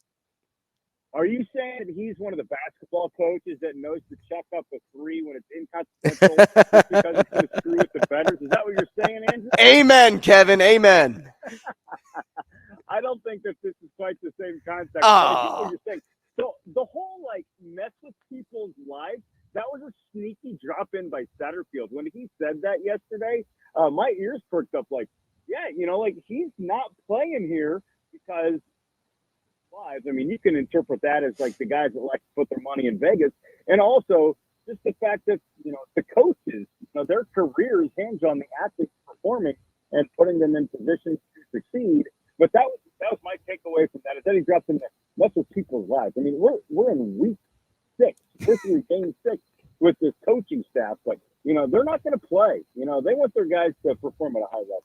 I mean, Kevin, if you want to get real meta on this, it's not just coaches, right? It's this, Coach Rhule talked about earlier in the week, these cottage industries around college football. Well, Nebraska has entire cottage industries around one football team, right? With, the kind of stuff that we do. Obviously, you cover a lot of stuff besides Nebraska football, but, without Nebraska football, a lot of us wouldn't have jobs, right?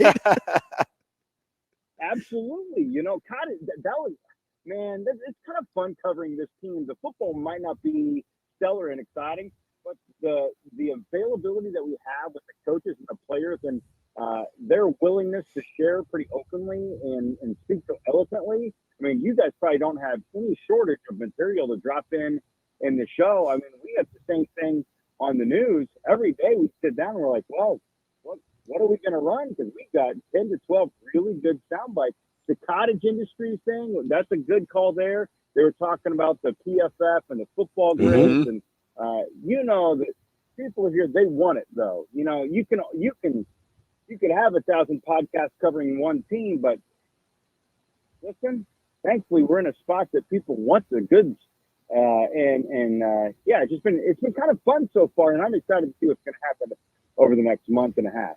Yeah, Kevin, you've kind of been all over the map. Started with state softball this week, which, man, talk about the numbers those games brought in. The buildup of state volleyball in just a few weeks, and, of course, the high school and football season and Husker football, but including the last week of high school football before playoffs. So is this the busiest time of year for you, or would you consider wrestling and basketball something that's a little more superior? I'll take it a step further, Andrew. I'll say November because that's when basketball gets going.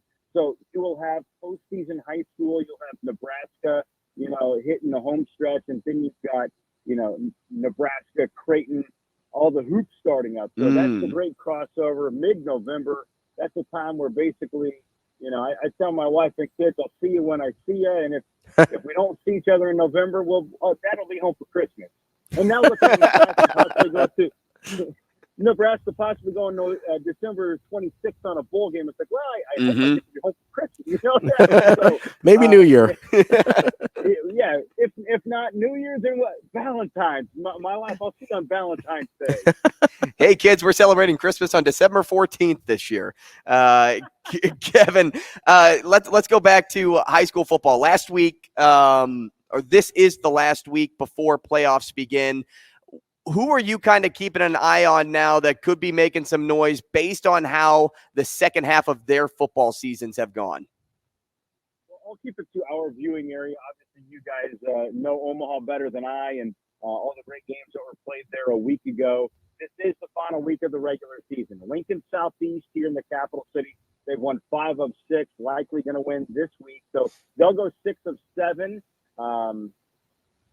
The regular season, so a strong finish. That's a team that if I'm a playoff qualifier in Class A, I don't know if I want to draw the Knights because they're going to be hot and they're getting better week by week. Lincoln East right now, they won the city championship. They wrapped it up last Friday. with a nice victory over Lincoln North Star. They host Gretna, and that's going to be a great game at Sjuts Field to cap the regular season. So Lincoln East, Lincoln Southeast, those have our attention right now. North Star, outside chance of maybe getting the 16 seed and getting into the Class A playoffs. They would have to win this week at Columbus. And then if I go beyond that, Lincoln Pie is the 10th. They only have 2 wins on the season. Those 2 wins came with Joey Andreessen in at running back. He's a tough runner. The team looks totally different without him. They go to Norris. If Pius wins, despite the record, they would be district champs and they would qualify in Class B. That's amazing. Kevin, with one about that district, with those Class A teams, you mentioned North Star might be able to sneak in, but really Southeast and East. Either of those teams, do you think, have a legitimate shot at making a run at that state title? The state title, or at least the state title game. Yeah, I was just going to say, getting into the state final, they would have a shot. I would probably put my money on Southeast more than East. It's all about falling on the right side of the bracket, correct? You want to stay away from teams. Are they going to be jockeying to stay out of the 4-5 games? To get out of playing West Side? Exactly right. The path looks totally different if you're on the 2 seed side of the bracket as opposed to the 1. And it's not just in Class A. I think the same conversation is being had in Class C too with Norfolk Catholic, because I would be stunned if the Knights don't just cruise all the way to Memorial Stadium. So it's a little top heavy, in Class A. It's a little top heavy in Class C too. But to get back to your question, I think East, Southeast, could they get to the final? Yes. I don't know that that's going to happen. I think getting to the semifinals is maybe more of a realistic destination for those 2 teams. I hope one of them proves me wrong, though. Kevin Sjuts, 1011 News in Lincoln. Kevin, we appreciate your time. We'll talk to you again soon. Wednesday, boys. Hey, thanks, Kev. I'm going with Kev. Our friend Kevin Sjuts, 1011 News in Lincoln. All right, coming up next. New game. We've got a new game. It's called Guess Who? Yes, sir. Andrew Rogers. It's of his own design. Who's on first? Who? Who's on first? Who? Who's on first? Who? Yes. Guess Who? That's the game coming up next. We're going to get Shane involved. If you want to be involved, give us a call, 888-638-4876 on the Warhorse Sportsbook Hotline. That will wrap up hour number 2 coming up next on Hurrdat Sports Radio.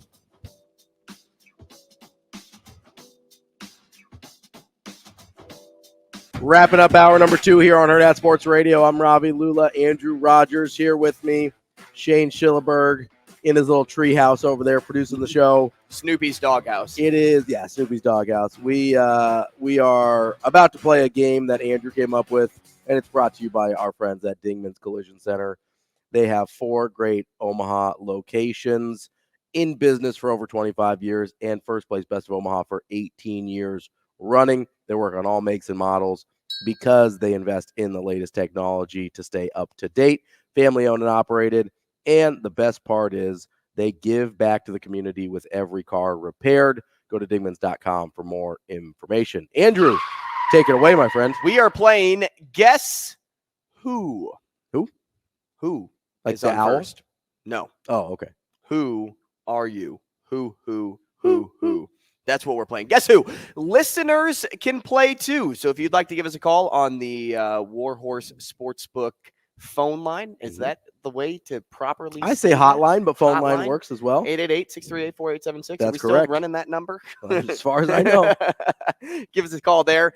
You can play for yourself if you call in, or you could ask a member of the show to play for you. If not, Ravi, you'll take on game 1. Shane will take on game 2. Here's how the game works. It's only yes or no questions. You have 60 seconds to ask as many questions as needed to guess the individual.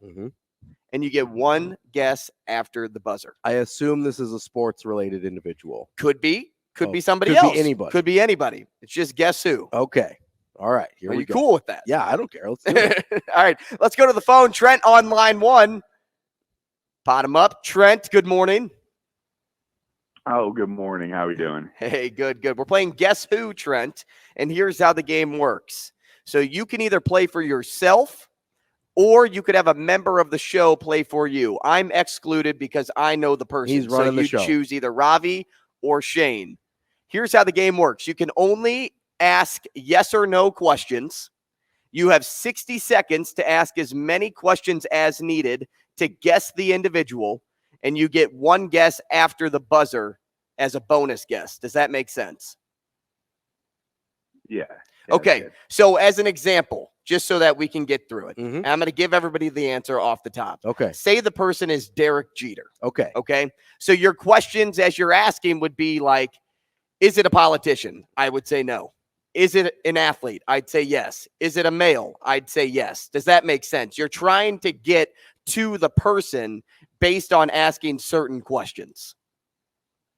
Are we clear on that? Everybody good? I'm good. Okay. Trent, do you want to play for yourself or you want Ravi or Shane to play for you? Oh, I may as well play. I love it. Let's do it, Trent. I love it. Okay, so I'm going to show Ravi the person. Okay. Okay? Yeah. And this is the person that he has to get to. Okay? Okay. Got it. Okay? So, Trent, whenever you're ready, your 60 seconds begin now. Start asking. All right. Is it an athlete? It is. Shane, start the timer. Male or female? Oh, wait. Is it a male? It is not. Is it a female? Yes.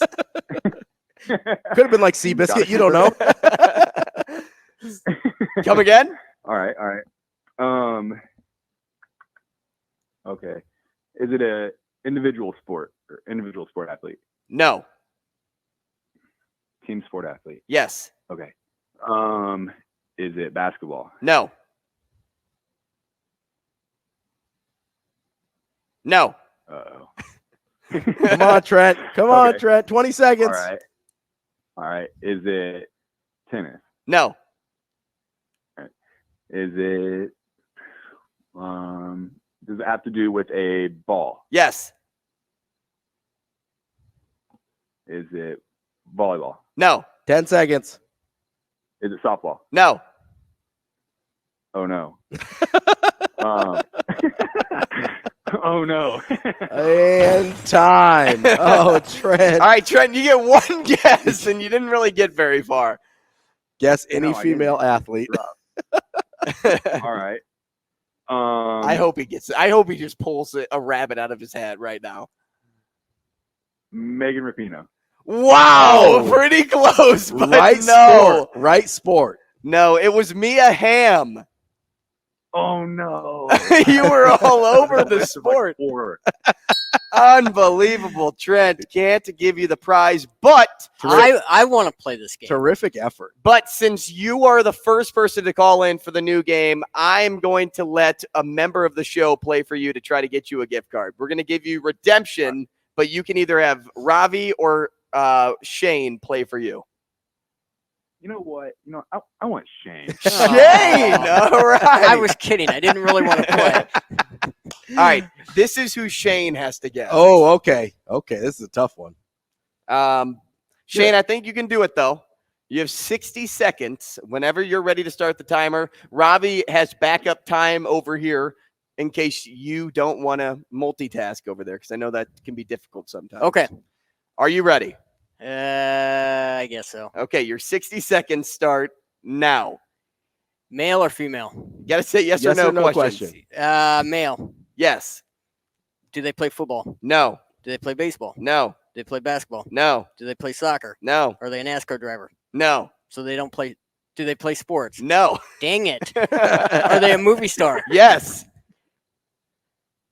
Are they in horror movies? Yes. Couple, yeah.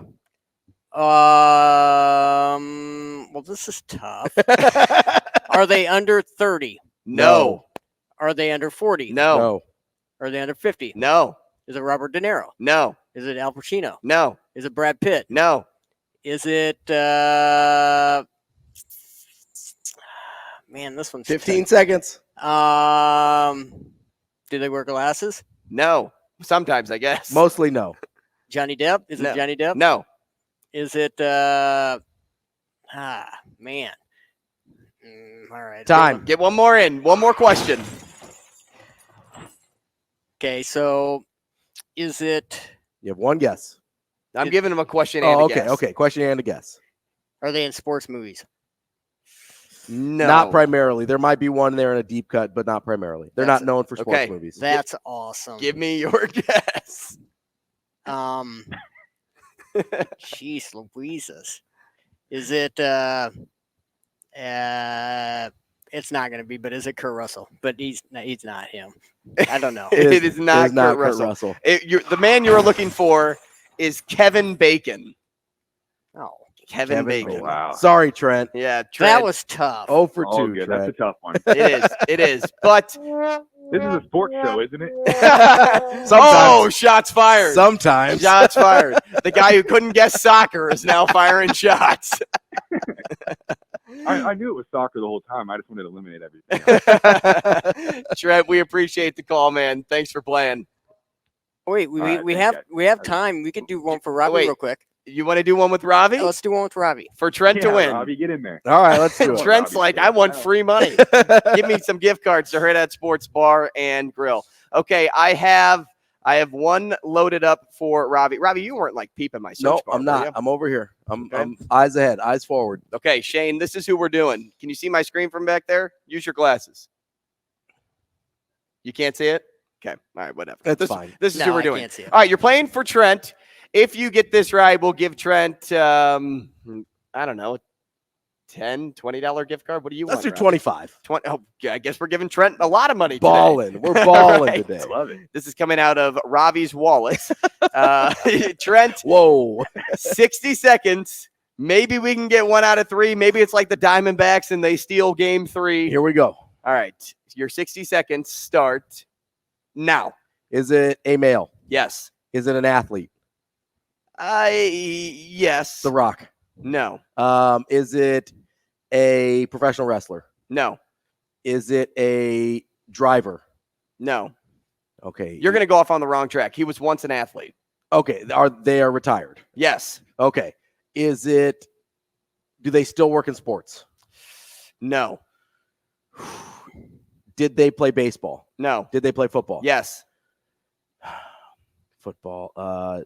Have they done anything noteworthy in their post-playing career? Yes. But they don't still work in sports? Correct. Okay. Do they act? No. Are they on any television shows? Sometimes pops up. Did they play in the 90s? No. Did they play in the 2000s? No. Did they play in the 80s? No. Joe Namath. No. Did they play in the 70s? No. Did they Grady Sizemore? No. You're a little bit over time here. Okay. Let's see.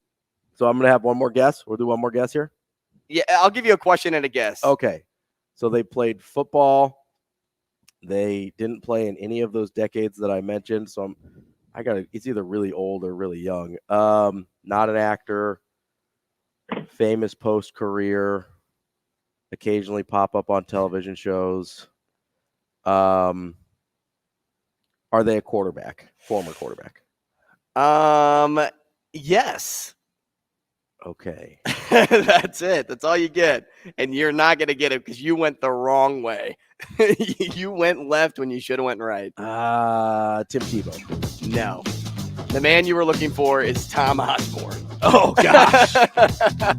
You went all player focused and not about the coach. Yeah, I did. I'm like, he played in like the 60s. Back in the day. Sorry, Trent. Next time. Maybe next time. All good. Thanks, Coach. Hey, thanks for the call. Appreciate Trent being a good sport. I'm sorry we're so bad at that game. That's a lot harder than it seemed. I thought it was going to be easy. Yeah. All right. Coming up next, we will wrap up hour number 1, and we will get into our mid-season college, or hour number 2, excuse me, our mid-season college football here on Hurrdat Sports. Welcome into hour number 3 here on Hurrdat Sports Radio.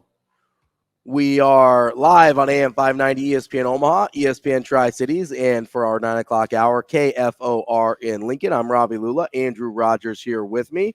What up? Coming off of a terrific game of Guess Who that we all struck out on, but I think we played a little bit during the break. I think we might revisit. We can clean it up. Yeah. It got a little ugly there, just like the Huskers against Illinois. That's But you know all right. what? If you clean things up You by clean up. season's end, we'll have a bowl game. Clean up some of the turnovers, get into it a little bit.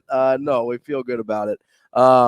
No, that was fun. We appreciate Trent coming in and participating as well. And next time, whoever calls in next, we'll try and get you a W next time. Much like go Hey, with, like go I with told you guys, Ravi though. first instead of me. Like I told you guys, it's like golf. Yeah. Right? Golf is so hard to be good at. If it was easy, nobody would care. Right. Yeah. And because of how difficult Guess Who is, it's going to get people wanting to come back and be the first to win. It's true. We've had 0 winners on Guess Who so far. And that's why I won $25. It's a tough game. Mm-hmm. You get a good prize for a tough you know what? game. We'll double it next week. Yeah, maybe double it every week till somebody wins. Just kidding. I don't think Boss Man would like that. We gotta have the boss sign up on that. We have a cap though. We wanted to get into our some mid-season college football awards, honors, whatever you want to call them. Accolades, superlatives. We can go down the list. Yeah, high school superlatives. That actually would Best smile. That would have been a fun bit. I should have done that. I didn't think about that. We still got time this week. The couple things that I wanted to get to were, number one, and we can do these in any order we want. I want to get to my mid-season Heisman. I want to get to mid-season Coach of the Year. And if the season ended, these are all if season ended today, what the college football playoff would be. And I don't care what the rankings are. Mm-hmm. I want your best 4 teams in college football right now. So let's start with what do you want to start? I kind of want to start with the Heisman. Okay, let's go.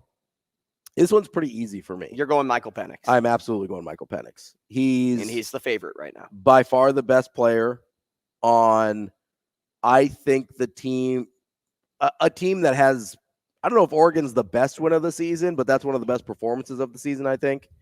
And I just love the way that team's playing right now. I think it's Michael Penix for me. I don't think there's a lot of argument. In my mind, I think he's the clear-cut winner right now. Well, with the guys that are up there in the rankings with him, I would agree. Yeah. So Michael Penix, I would give the award to right now, too, just because I know how the Heisman is voted on. Sure, yeah, absolutely. And people vote on the Heisman not only based off of, hey, are you undefeated, right? Are you going to potentially lead your team to the college football playoff or beyond? But it's all about stats, right? Caleb Williams, it wasn't on the best of USC teams even last year. Like they were highly ranked, but they weren't like they were going to win a national title. championship caliber team. But because of his ability to put numbers on paper, it led to him winning the Heisman Trophy. Still lead a winning team. Correct. Yeah. And that's kind of what Michael Penix is doing. Michael Penix will throw for 300, 400 yards in games. He's going to put up the flashy numbers. He's going to have 4 passing touchdowns. He still will be able to scramble and get some yards, and he'll limit the turnovers. And that's what people like. That's a Heisman caliber performance. And he's putting his position, he's putting his team in position to win football games and be a team that could contend for a national title. That's why he has the vote right now and will stay with that vote until probably the Pac-12 championship game. And if that game goes down as an L, then we can revisit and see like, hey, Dillon Gabriel in Oklahoma may still be an undefeated Big 12 team in the playoff. He may be in contention now. Yeah. Or you may have J.J. McCarthy that keeps climbing the ranks slowly but surely. I know he's not everybody's favorite because he doesn't put up the flashy numbers. Well, and he's going to need huge performances come November 11th when they play Penn State, and then 2 weeks later when they play Ohio State. Nothing in Michigan's season matters until November 11th. And look, Jordan Travis is still up there too for me. Yeah. I mean, I love Jordan Travis. He's led a Florida State team 6-0 to 6-0. They beat Clemson without Jordan Travis, and they beat LSU to open the year. And even though they got close with Boston College, I'm not too worried about that. That game was 31-10. They let them sneak back in. I'm not too worried about that. That was not a 31-29 game. Like if you watch that game, they were up by 3 touchdowns and let off the gas. And look, you have Drake May too. That's putting up great numbers at UNC. And that at the end of the season, you might be looking at Jordan Travis and Drake May in the ACC championship game, and that could be really interesting too. And look, if Drake May keeps putting up great numbers as he is, a lot of I don't want to speak for the Heisman voters out there, but to me, it seems a lot of Heisman voters also take into account where this person is going to land on draft night. Yeah, sometimes. I mean, it depends on the year, but that certainly seems to be a factor just because it's almost like a tiebreaker in my mind. I don't think it's a main decider, but I do think it's a tiebreaker when they're looking But at it's at guys. least thought about, Yeah, I right? think so. But as of right now, Michael Penix has it for me because the resilience he showed against Oregon in a game to where it seemed as if Oregon was just going to control it the rest of the way, and then he puts together one final drive and ends up scoring a touchdown. I even think if that game goes to overtime, Washington probably secures the win, just because of the confidence Michael Penix had in his game at that point. So the one thing that I'm kind of looking for, and I like that at this point in the year, like, yes, Michael Penix is the clear front runner. I don't think it's, like it seemed like Caleb Williams had that thing wrapped up pretty early last year. I do think there are a lot of other guys that still have an opportunity to make that run, whether it's JJ McCarthy in November, whether it's like Dylan Gabriel has that huge moment over Texas, right, to win that game. But it doesn't seem like any one of these guys has that quote unquote Heisman moment yet, right? That one moment, that one play in a huge game that really differentiates them from the crowd. And you don't always have one, but in a field like this where there's no clear-cut guy, it wouldn't surprise me if we get a Heisman moment that ends up being the differentiator. I'm still kind of waiting on that from each of these guys, right? And maybe that was Penix at the end of the Oregon game, but I still think there might be more out there. So that's kind of my caveat. Like, if the season ended right now, it's Michael Penix. But how many players right now have the ability to make a Heisman moment happen? I think a bunch. Because I don't think there is that many out there.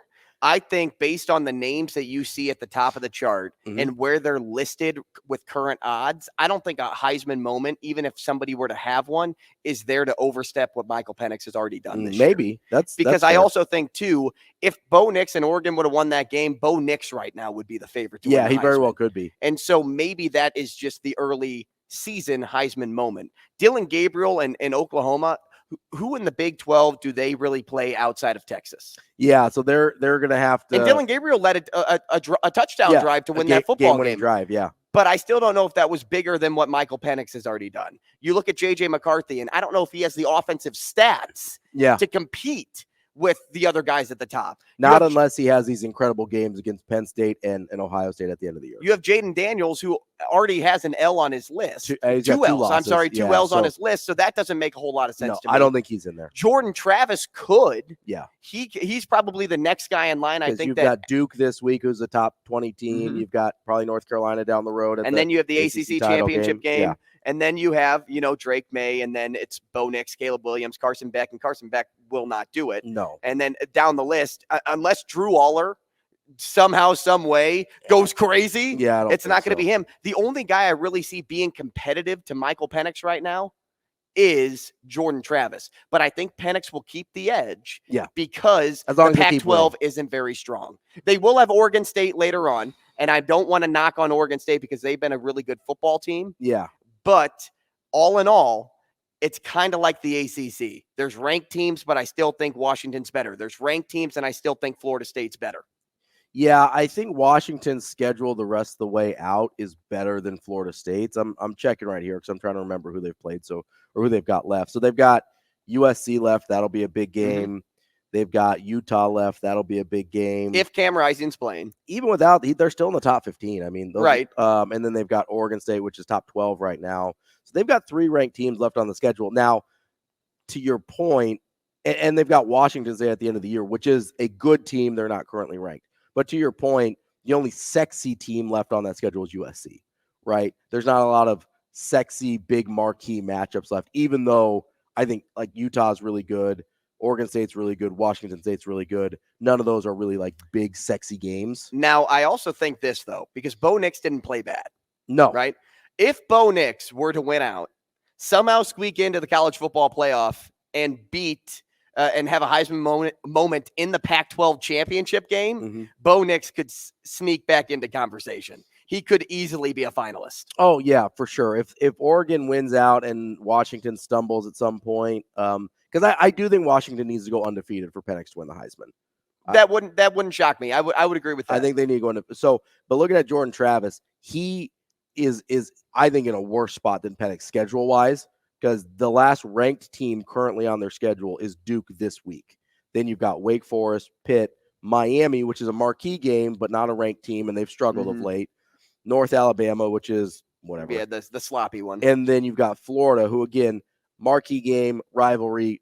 Hasn't been very good. Florida's not very good. But then the ACC championship game. Which, if he balls out there and is really good against like a North Carolina, and they're in the college football playoff, especially if North Carolina's undefeated at that point, that would be a huge potential moment. Same kind of thing with Michael Penix at Washington. Let's say they go undefeated. He balls out. But you're right. He does have a harder path. He's got a harder path. But let's say he balls out against Caleb Williams in kind of a head-to-head Heisman matchup, right? And then goes and dominates Oregon and puts up those numbers again.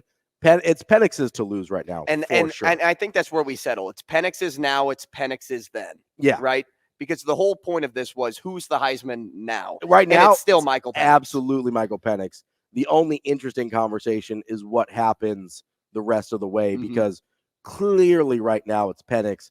And I don't think, Dylan Gabriel interests me because of the big Texas win, because Oklahoma's a really marquee team. They certainly have a shot at the playoff. Looking at their way out, they go UCF this week, nothing. Kansas, nothing. Oklahoma State, nothing. West Virginia, nothing. BYU, nothing. TCU. Like, he's got an even worse way out than Jordan Travis does. But Dylan Gabriel looks really strong. He does. And that team that has been built in Oklahoma since Lincoln Riley's left, this team looks really, really good. I wouldn't be shocked if they are everybody's surprise that makes the college football playoff. Yeah, I would not be shocked. I certainly think they're in that conversation. Because they could be the TCU of last year. So they could be the Cincinnati from a few years ago. I know Cincinnati and Oklahoma are drastically different when it comes to, why are they in the same conversation? But in terms of teams that they've played outside of Texas, that's kind of what you're getting with an undefeated team in Oklahoma. Absolutely. So we both agree on Michael Penix now, and it's his to lose for the rest of the year. Let's move on to Coach of the Year before we get to playoffs. Sure. This is going to seem like a Washington fan podcast here on my part. I think the easy answer is Kalen DeBoer. He's been really – this is almost a 2-year award for me for Kalen DeBoer, because he's been really, really good the last 2 years at Washington. I think he's one of the best coaches in the country. He is obviously got Washington in a spot to make a college football playoff. That's an incredible job that he's done there. You could make an argument for Brent Venables for turning around from where they were last year. They go 6-6 in the regular season. They lose the bowl game to Florida State. Which is so crazy that they still ended up in the Pop-Tart Bowl. Well, and if you look at that season, it's kind of, I hate against Florida State is what I mean. That's what I found was crazy. For sure, especially considering Florida State was a 10-win team. Like, they were weren't they like rank 11 at the time? Yeah, they were it was a weird mismatch. It was just, hey, let's get eyeballs on this game, right? Florida State Oklahoma is a big matchup. But the Oklahoma team, it's a big turnaround from last year, although probably not as big as the records would indicate. They lost a bunch of one-score games last year. I know Nebraska fans hating that. But when other teams lose one-score games, usually there's a regression back to the mean, and they start winning some of those. That's what Oklahoma's done this year. Dylan Gabriel's healthier, is playing better. Brent Venables, you could certainly make an argument for him for Coach of the Year at this point as well. Is there any other candidates? Let's start with Power 5, because I know you've got some off-the-radar candidates as well. Anybody else in the Power 5 that you're looking at is like, yeah, maybe – I mean – for Coach of the Year? Yeah, I kind of look at a Mac Brown. Like, I think Mac Brown is definitely up there because UNC, even though they had Drake May coming in, but you still got to recruit around him. And getting Tez Walker out of the portal was big. And he's done a phenomenal job at North Carolina. Mac Brown's just a good coach. I was so skeptical when he came out of, like, quote unquote. I mean, he never really retired, right? But he came out of TV and he'd been out of the game for a hot minute. I was super skeptical, and it's worked out way better than I ever imagined. I think James Franklin deserves some love too, because I've always been on the James Franklin hype train. I think he's one of the best coaches in college football. And I don't think he ever got the love next to Ryan Day and Jim Harbaugh in the Big Ten, but especially at the national outlook too. James Franklin has kind of been somebody that's just slept on. There's part of me that would take James Franklin over Ryan Day. I would do. I would absolutely do that. I'm not, because I think James Franklin and his ability to recruit is unmatched. Also, Ryan Day is one of those, like, but Ryan Day also doesn't lose a lot of football games. No, he's a really good football coach, right? But I also don't know how good he would be in the situations that James Franklin was put in, right? Like, Does Ryan Day win at Vanderbilt? I don't know. Does he win at Penn State? Maybe. But Penn State also wasn't in the position that Ohio State was in when Ryan Day took over. So it's really hard for me when guys just take over incredible. Like Kirby Smart's another good example. Is he a really good football coach? Obviously. Could Kirby Smart win at Vanderbilt? I don't know. Right. Because he was in a really good position when he took over. Ryan Day was in an incredible position when he took over. And I don't necessarily want to hold that against guys, but it does make me wonder if they're builders or just sustainers, right? Ryan Day is really good at sustaining what Urban Meyer started at Ohio State. Would he be able to build a program the way James Franklin has, or the way that Matt Rhule has a couple times?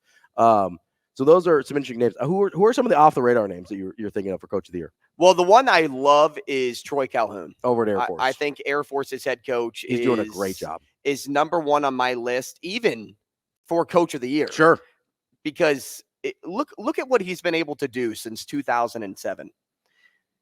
He's led this Air Force program to an 11-win season in 2019, 4 10-win seasons in 2014, 2016, 2021, and 2022, 2 9-win seasons, 2007 and 2010, and 3 8-win seasons, 2008, 2009, and 2015. Troy Calhoun's a winner at Air Force. And until really this year, how many people have looked at Air Force and put them in the same category as Navy? Because Navy, even last year, was like, oh, they're the best of the military schools. Yeah. But have we just been sleeping on Air Force so much? Like, I know Air Force is ranked and they're undefeated this year, and that's why they get so much attention. But have we overlooked what Troy Calhoun has actually done at that program? I think we have. I mean, I don't know that people appreciate just how good they've been. I mean, it's crazy how good they've been. He won his 100th game in the 2020 season.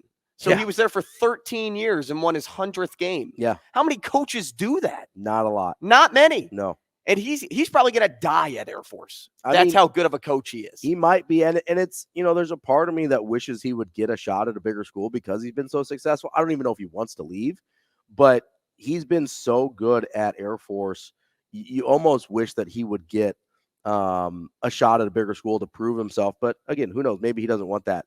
The other guy that I did want to call out from kind of the group of 5 in the Sun Belt over there is Curt Cignetti at James Madison. They are 6-0 this year. I know our friends over at like Adam McClintock and Dave Bartu over at College Football Analytical. Their stats on Curt Cignetti are off the charts. He's 6-0 at James Madison. I just wanted to call that out. What a team to root for, too, James Madison. Right? And they, they just moved up from FCS a couple years ago. They're in the Sun Belt Conference now, 8-3 the first year. But this dude, across all levels of football, just because most people have probably never heard of him, and that's okay, because I wouldn't have heard of him unless I was talking to our friend Adam McClintock. Right. Across all levels of football. So he was in Division II, then at Elon in the FCS, then at James Madison in the FCS, and now James Madison moved up. He's 114-34 as a head coach. He is 80 games above 500 as a head coach. That dude is crazy good, and the stats back it up for him as well. So I'm not going to say he's my coach of the year or anything like that, but I just wanted to call him out because he's doing an incredible job at James Madison, has been doing an incredible job. I think Norvell also has done a great job at Florida State, taking over what Willie Taggart destroyed. Yeah, so that's a multi-year if you were going to consider him, because he really – and it was kind of a slow build. People were getting frustrated with him. They go 5-7 the first couple of years. They finally break through last year. But Mike Norvell has done an incredible job in a program that people don't really understand. Jimbo Fisher did not leave that program in good shape. Jimbo Fisher was bad his last year there. And he had started mailing it in for a couple years there because he had issues with administration. So you're talking about 4 to 5 years of pretty bad leadership at Florida State before Mike Norvell took over. And he has turned that thing around. Obviously, they're in a position to make the college football playoff. Speaking of which, transition. That's what we call the perfect transition. This is our college football playoff just for what's happened so far. Which is hard to predict. Honestly, this has been really... Because there's a ton of undefeated teams. This has been more difficult than, well, the Heisman, of course, but even the coaches for me. Like this right here, I'm like trying to balance schedule and record, and I'm like... So there's a team I'm going to leave out here. What's to come? There's a team I'm going to leave out here that's probably going to make people mad, and maybe a couple teams. but it's because I don't think they haven't played anybody yet. Because of the number of undefeated teams we've got left here, which we've got 1, 2, 3, 4, 5, 6, 7. I think we've got 8 Power 5 teams that are undefeated still. Yep. And at this point, that means half of them are getting left out. So you have to start parsing things like schedule and whatever. For me, it's a pretty easy line between teams that have played somebody and teams that haven't. Right. Georgia hasn't really played anybody. They're Not out yet. for me. Like I'm out at this point. If the season ended today, Georgia's not in the playoff for me. They just haven't beat anybody that matters. Michigan's out for me too. They haven't beat anybody that matters. Like I said earlier, their season doesn't start until November 11th when they play Penn State. North Carolina, they're out for me. They haven't beat anybody yet. They haven't beat anybody that matters yet. We've seen what Miami is now. We saw that Georgia Tech game. Penn State haven't beat anybody. They're out for me. Mine, Oklahoma. That Texas game was an impressive win. Sure was. Ohio State, I think that win over Notre Dame is a really good win. Florida State might have the best resume with wins over LSU and Clemson. Right. And then Washington with that win over Oregon. Those are my 4. So I'm basing mine not just off schedule wins, but just the teams I know they are. Sure. So Georgia is still my 1. That's fair. And, totally fair. And the reason for that is they just command football games. They command wins. And that defense is so good. And still is. Yeah. After graduating all those people. Yeah, even after losing all those guys in the NFL. And they have a really heavy second half of the year. So I'm interested because, as you said, they haven't played anybody of relevance outside of Kentucky. And a lot of these teams their schedule picks up, right? Right. Michigan, Penn State, Georgia. Georgia plays Mizzou November 4th. Georgia plays Mississippi November 11th. Yeah. Georgia plays Tennessee November 18th. Like, those are coming around. Penn State's season starts this week against Ohio State. But I can't put Penn State in yet because of where they are in the current rankings. I can't either. I would love to put them in. Yeah. I just can't. They got to win some games. My 1 is Georgia. Okay. My 2 is still Michigan. Okay. My 3 is Washington. Okay. And my 4 is Florida State. I think that's totally fair. Even though Oklahoma had that win against Texas, not enough. There's for you just yet? not enough for me. And, Totally fair. And I think Oklahoma, even if they end undefeated, based on all the other teams that should still be undefeated, because we'll have one Big Ten team. Yeah. Maybe I would 2. guess in the college football playoff. Yeah. You'll have Georgia in the college football playoff. I think Florida State gets in, and I think Washington gets in. I think you're going to have Oklahoma as the 5. They might be left out. An undefeated Oklahoma team may be left out. We'll see. Coming up next, we're going to talk to our friend Joel Lorenzi from the Omaha World Herald.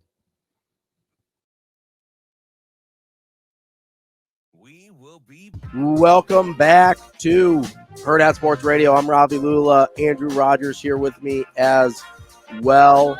We are about to be joined by our friend Joel Lorenzi. Before we do that, though, I want to tell you about our friends at Rockbrook Camera. They are not just about selling you a camera. They're about trying to make you the best photographer you can be, whether you're a professional or just trying to capture some memories. Rockbrook Camera has you covered.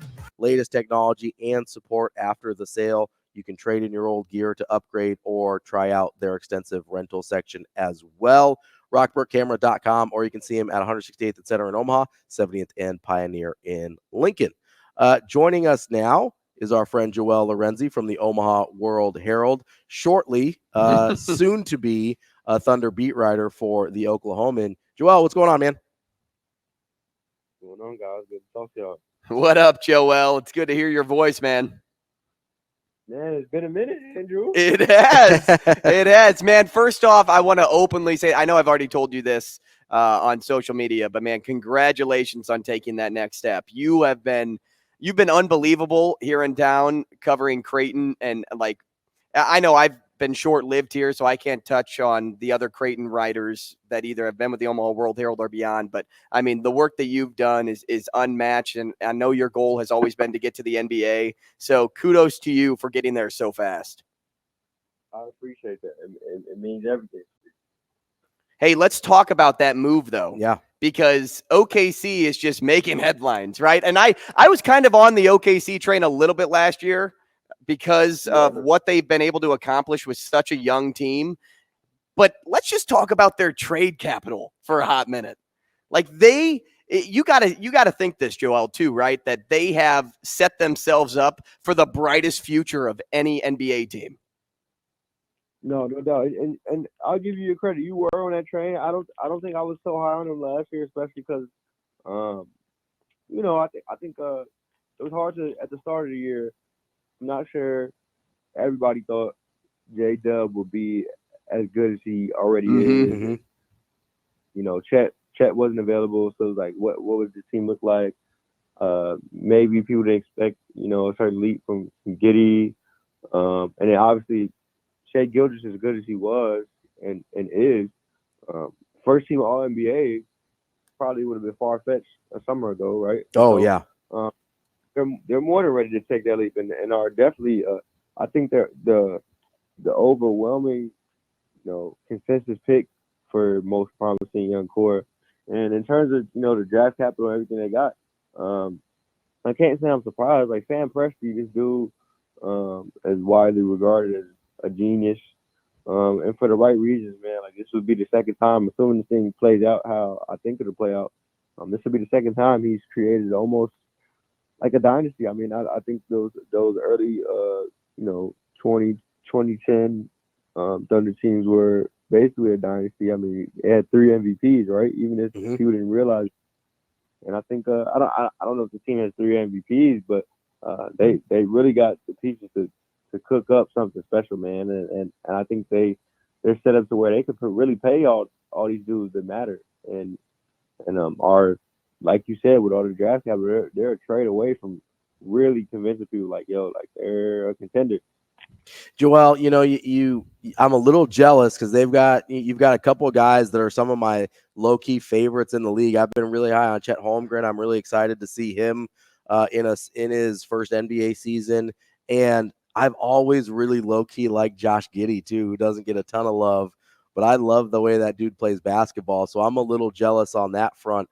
I think you're going to be able to watch some really beautiful basketball there. But you mentioned that draft capital. I think a lot of people are like, oh, how they're going to have all these first round picks or whatever. But what the real thing that sets them up for, right, is, hey, if this team is ready to go, they have the best trade offer for whoever they decide they want to go get of anybody in the league.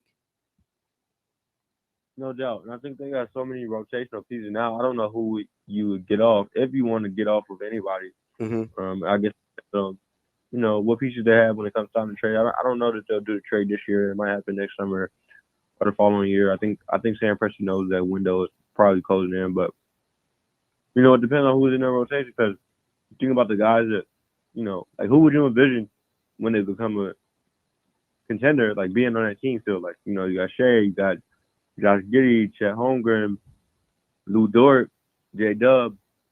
I think one of those guys is probably excluded or included in the deal, rather, right? Like, right. You probably keep all of them, even if you can afford to pay all of them. So I'm thinking maybe, Giddey's probably out of there, or, Lou Dort is probably out of there. I don't know, whatever Presti's able to pull off.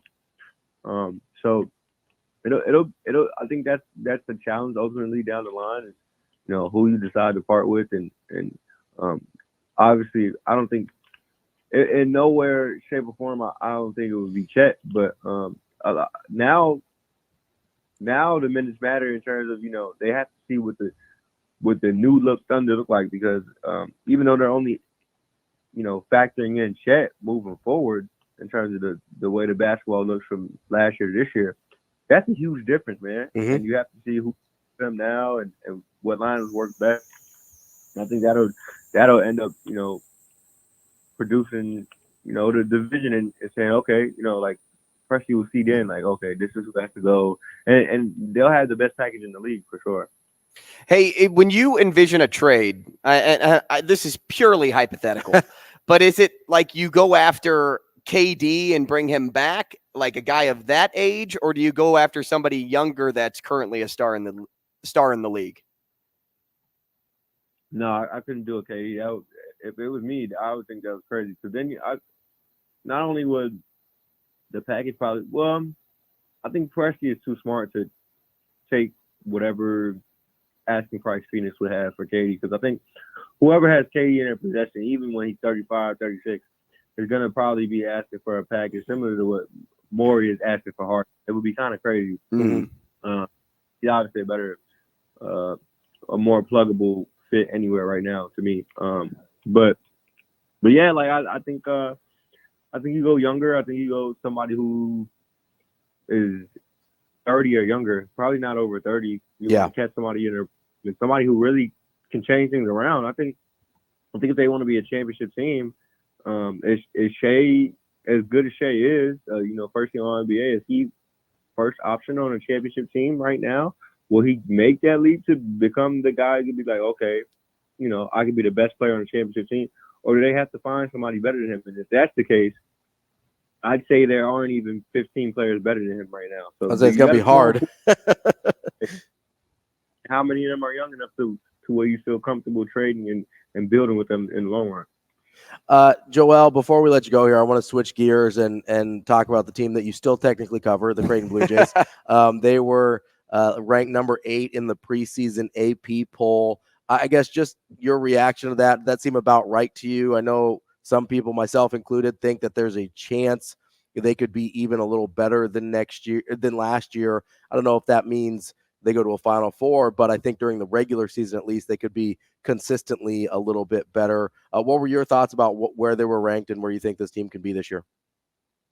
Yeah, I thought the ranking was fine. I pretty much expected that. I think there's been kind of consensus all summer. Like, I think whether you're higher on them, lower on them, I think the fact that the staff proved how far they could get last year and that they retained much of their core, at least the pieces that mattered most. Not to say that R2 and Oklahoman didn't matter, but obviously I think the big three, their top 3 options are what they probably should have worked to retain the most, and they did. The projections have shown that all summer, right? Like we like I said, whether you're high or low on them, I don't think people have thought of them as worse than the top 15 team in the country. Like at the very worst, even if you're like trading stuff overrated, you're probably not putting you're probably not lower than 15, right?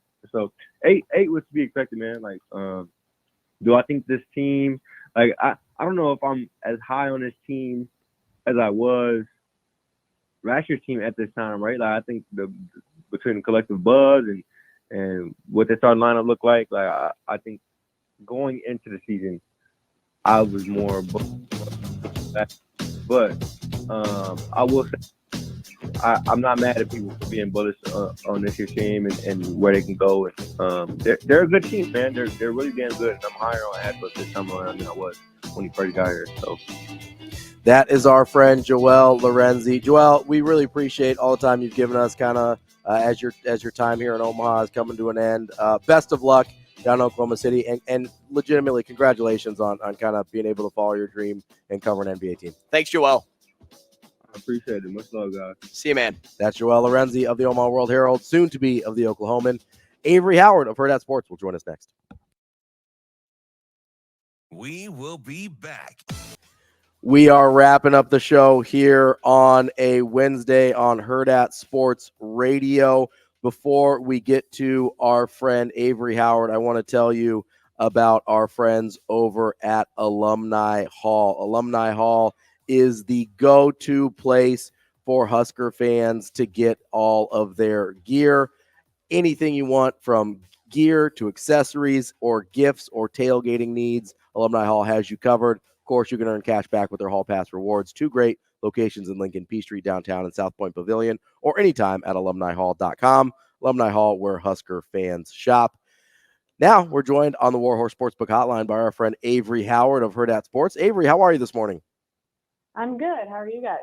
What We up, are AH? doing great. I've been asking everybody this week what they have been doing with their bye week, but I know what you were doing. You were out at UNO hockey. No, she was watching the GBR Rewind series. Well, that too. How was the opening weekend for Omaha hockey? You know, it was good. It was really exciting and fun to be back. It was a good weekend. Obviously, Omaha goes 2-0, which was great. But yeah, it was fun. I think Andrew can share the sentiment, but those games are pretty enjoyable for us, and we get to have a good time. So yeah, it was fun. I'm happy we're back. Yeah, that MC over there is pretty dang good at his job. I've heard he's kind of annoying. I don't know. Oh, really? Good. Avery, I want to touch on the other point that I kind of joked about, but kind of not, that you did during your bye week, but talk about the GBR Rewind series. What have been the highlights for you? Because I know you went nuts over the first one that they were like what was the first series even called? I can't even remember. A look in. A look in. A look in. Yeah, look in. Yeah, Well, and yeah, go ahead. no. So I was just gonna say, like, I know this was right up your alley. Yeah, I'm like a huge Netflix sports documentary girl through and through. I will watch them all. And so this is giving me such like Last Chance U QB1 vibes a little bit, but just like Nebraska version. And I love the editing style. Everything behind the scenes of it like is fascinating to me, but to absolutely see what's happening inside this program when it feels like we've heard so many good things despite maybe all the results, it feels like we're getting a true look at like, this is exactly what we've heard, or this is exactly what we've like heard about, or this is like in a dynamic we've heard. And just, I think the biggest thing is like this team is having so much fun behind closed doors. Like we see it to a certain extent on the field and you can tell there's a different sense of camaraderie, but to watch them like in a locker room after a game or just at any time, like they just seem to have like a close, tight-knit chemistry that we've heard about, but like to truly see it and to see it on like an authentic level has definitely been my favorite part. Yeah, Avery, we heard Marcus Satterfield yesterday talk about how it's just such an enjoyable group to be around just because of the way they respond to not just coaching, but to each other. We've seen it a lot with the kind of dynamic between Jeff Sims and Heinrich Harburg. I know you've been on obviously teams at the college level and kind of throughout your whole life. I think people assume that it's supposed to be like that, but a lot of times it's not, right? Like it's more unusual than we give it credit for. I would agree with that. I think a lot of coaches want to achieve that, but I don't know if many are achieving it at such a level that Coach Rhule is right now. I mean, and obviously we're kind of biased because we're only really getting this, side of things, and we haven't been thrown into other programs kind of like this. But from what it sounds like, even from coaches that have experienced other places, like a bye week has never been like this for Marcus Satterfield, or just like Tony White is like, I've never seen a coach connect eye to eye with such players. Like, just I think it's a great point you make that I think a lot of people like want to assume that you're around each other that much, and that's what team chemistry should be like, and that's how the coaches do operate off the field. But it takes a lot of extra time and effort away from film and practice to kind of put in that extra inch, and I think they do it in a really just a really effective way. I think Coach Rhule's always said it, like, I try to meet them where they are, and so I think it's clearly paid off. And I think I've said this, I feel like, a few times, but over time, like when you heal the inside, I think the outside will start to be noticeable. Avery, I know that well, no, I'm going to save this question. I'm going to go to this one instead. Like everyone knows what I'm about to do. We did some accolades earlier on in the show for college football, and I kind of want to turn it the direction of Nebraska now. As you know, we're halfway through the season, right? And so I'm curious to you, if you were handing out a superlative for MVP of the first half, who or what group would receive that accolade? On Nebraska, like personally? Yeah, on Nebraska. Oh man. Okay. Well, it's gonna be defense. Definitely the defensive group. My gut, like my instinct, immediately wants to go to Luke Reimer. And I think because you say superlative, I think that's probably why. I think his on-field play has been really impressive. And I told Ravi this earlier. I think Coach Rhule and his staff have a really cool connection with these players that they're able to bring the most out of them, where Luke Reimer has always been a name we've known. It's always been a name that we hear as fans, as media on this team. But it just feels like this past year he's taken a huge leap in leadership. And also just like Coach Rhule doesn't really talk about many players like he does Luke Reimer. And I think what he said this week also brings up the top of my mind, where he's like, Luke is the voice. Like, he isn't a voice, like he is the voice. Like, he lets me know that, hey, when he was out, like, the guys already got their message for the day. They already know what's going on. So I think in terms of superlative, the group is defense. And then I think just because who Luke Reimer has really like evolved to be this season, I think he's the guy for me so far. Avery, could I make an argument and somewhat convince you that the answer should be Heinrich Harburg because of how Yeah, because I mean, you've seen Nebraska football for a really long time. Like, usually when the backup quarterback comes in, the season's over, right? Like of late, right? It's been a disaster. So to have a guy like Heinrich Harburg is, I mean, of huge value to the team. I would agree with you. I think there's definitely, when you asked that question, my mind went to a few people, and he was on that list as well. But yeah, I can agree with that. That's a very valid point. Wanted to ask you about, we were talking about the GBR rewind, or GBR ewind, I suppose is how it's actually spelled, with the, some of the footage we saw. But I mean, just as a former athlete, how do you feel when you see some of those pregame speeches that Matt Rhule gives? Because I mean, I'm a long way past my playing days, but there's still part of me that's like, let's go hit somebody. And if we die, we die. Let's go. No, I totally agree with you. The first time I saw them, I was like, well, at first I was kind of surprised they were going to be in there, because at the beginning of the year, Coach Rhule was like, we usually won't show anything from inside the locker room. Like, we just want to go play loud. But I don't think he's saying anything that's like obviously controversial. And like, holy cow, is he like a preacher's son, right? Like, oh yeah. the way he like fluctuates and like goes really aggressive and then kind of calms down. It's like, holy cow, like I'm engaged. Like, I am here. I'm locked in. But no, I love it. And I think like to see all of it and just see like how the guys react to it, like you can just tell there's a different kind of bond with him and the players. Like, he says things and the players are responding. Like, they're having a good time. Like, there's a mix of like respect, but also like a friendship, it feels like.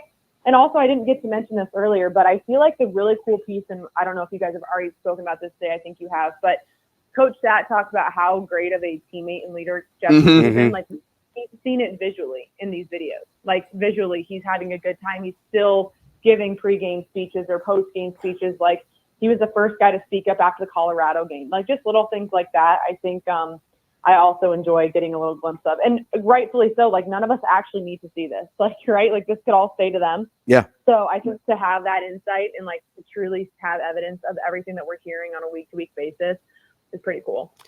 I want to kind of change gears here, Avarie, just quickly before we let you go and talk about the impact of women's sports after the world record-setting volleyball match in Memorial Stadium and the trickle-down effect that it has sparked across the nation.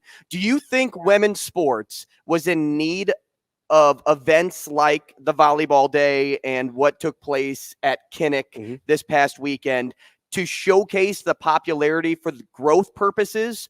Or do you think that popularity was already there and people across the country just needed a reminder? I kind of think you're second a little bit. Like, I think I don't think we needed it, but I think it was there before, but I think it just proves on a grander scale like what's already living. I mean, obviously it's hard to see how much support there is for other sporting programs that aren't Iowa basketball or Nebraska volleyball. Everyone knows the support's there, right? But to see how far it can go outside the parameters physically of a Bob Devaney or, where Iowa plays their women's basketball games. Like, I think there is a tremendous uptick in women's sports, but I do definitely think that, Nebraska doing what they did, it all of a sudden challenges a lot of people, right? Like, wow, like we actually have a great fan base, but what happens if we kind of like open the floodgates and don't limit it just to the physical barriers that we play in, and we can really prove to everyone just what that looks like. So I wouldn't say we needed it as women's sports, but I'm not going to say it didn't obviously catapult into a different dimension that it seems to be. Like, I put the clip up of Coach Cook yesterday, and he was like, at Michigan State, everywhere they're playing right now, even across the state of Nebraska, the attendance is kind of off the charts, which is obviously exciting to see. Avarie Howard of Hurrdat Sports. Killer work. Avarie, great job as always, and we'll talk to you again next week. Thanks, Avarie. Have a good trip to Chicago. She's zipping up the bag right now. Zipping up the luggage. She's definitely just zipped up her suitcase. Hurrdat Sports Radio, Andrew Rogers. I'm Ravi Lulla. That's all for today. We'll be back tomorrow.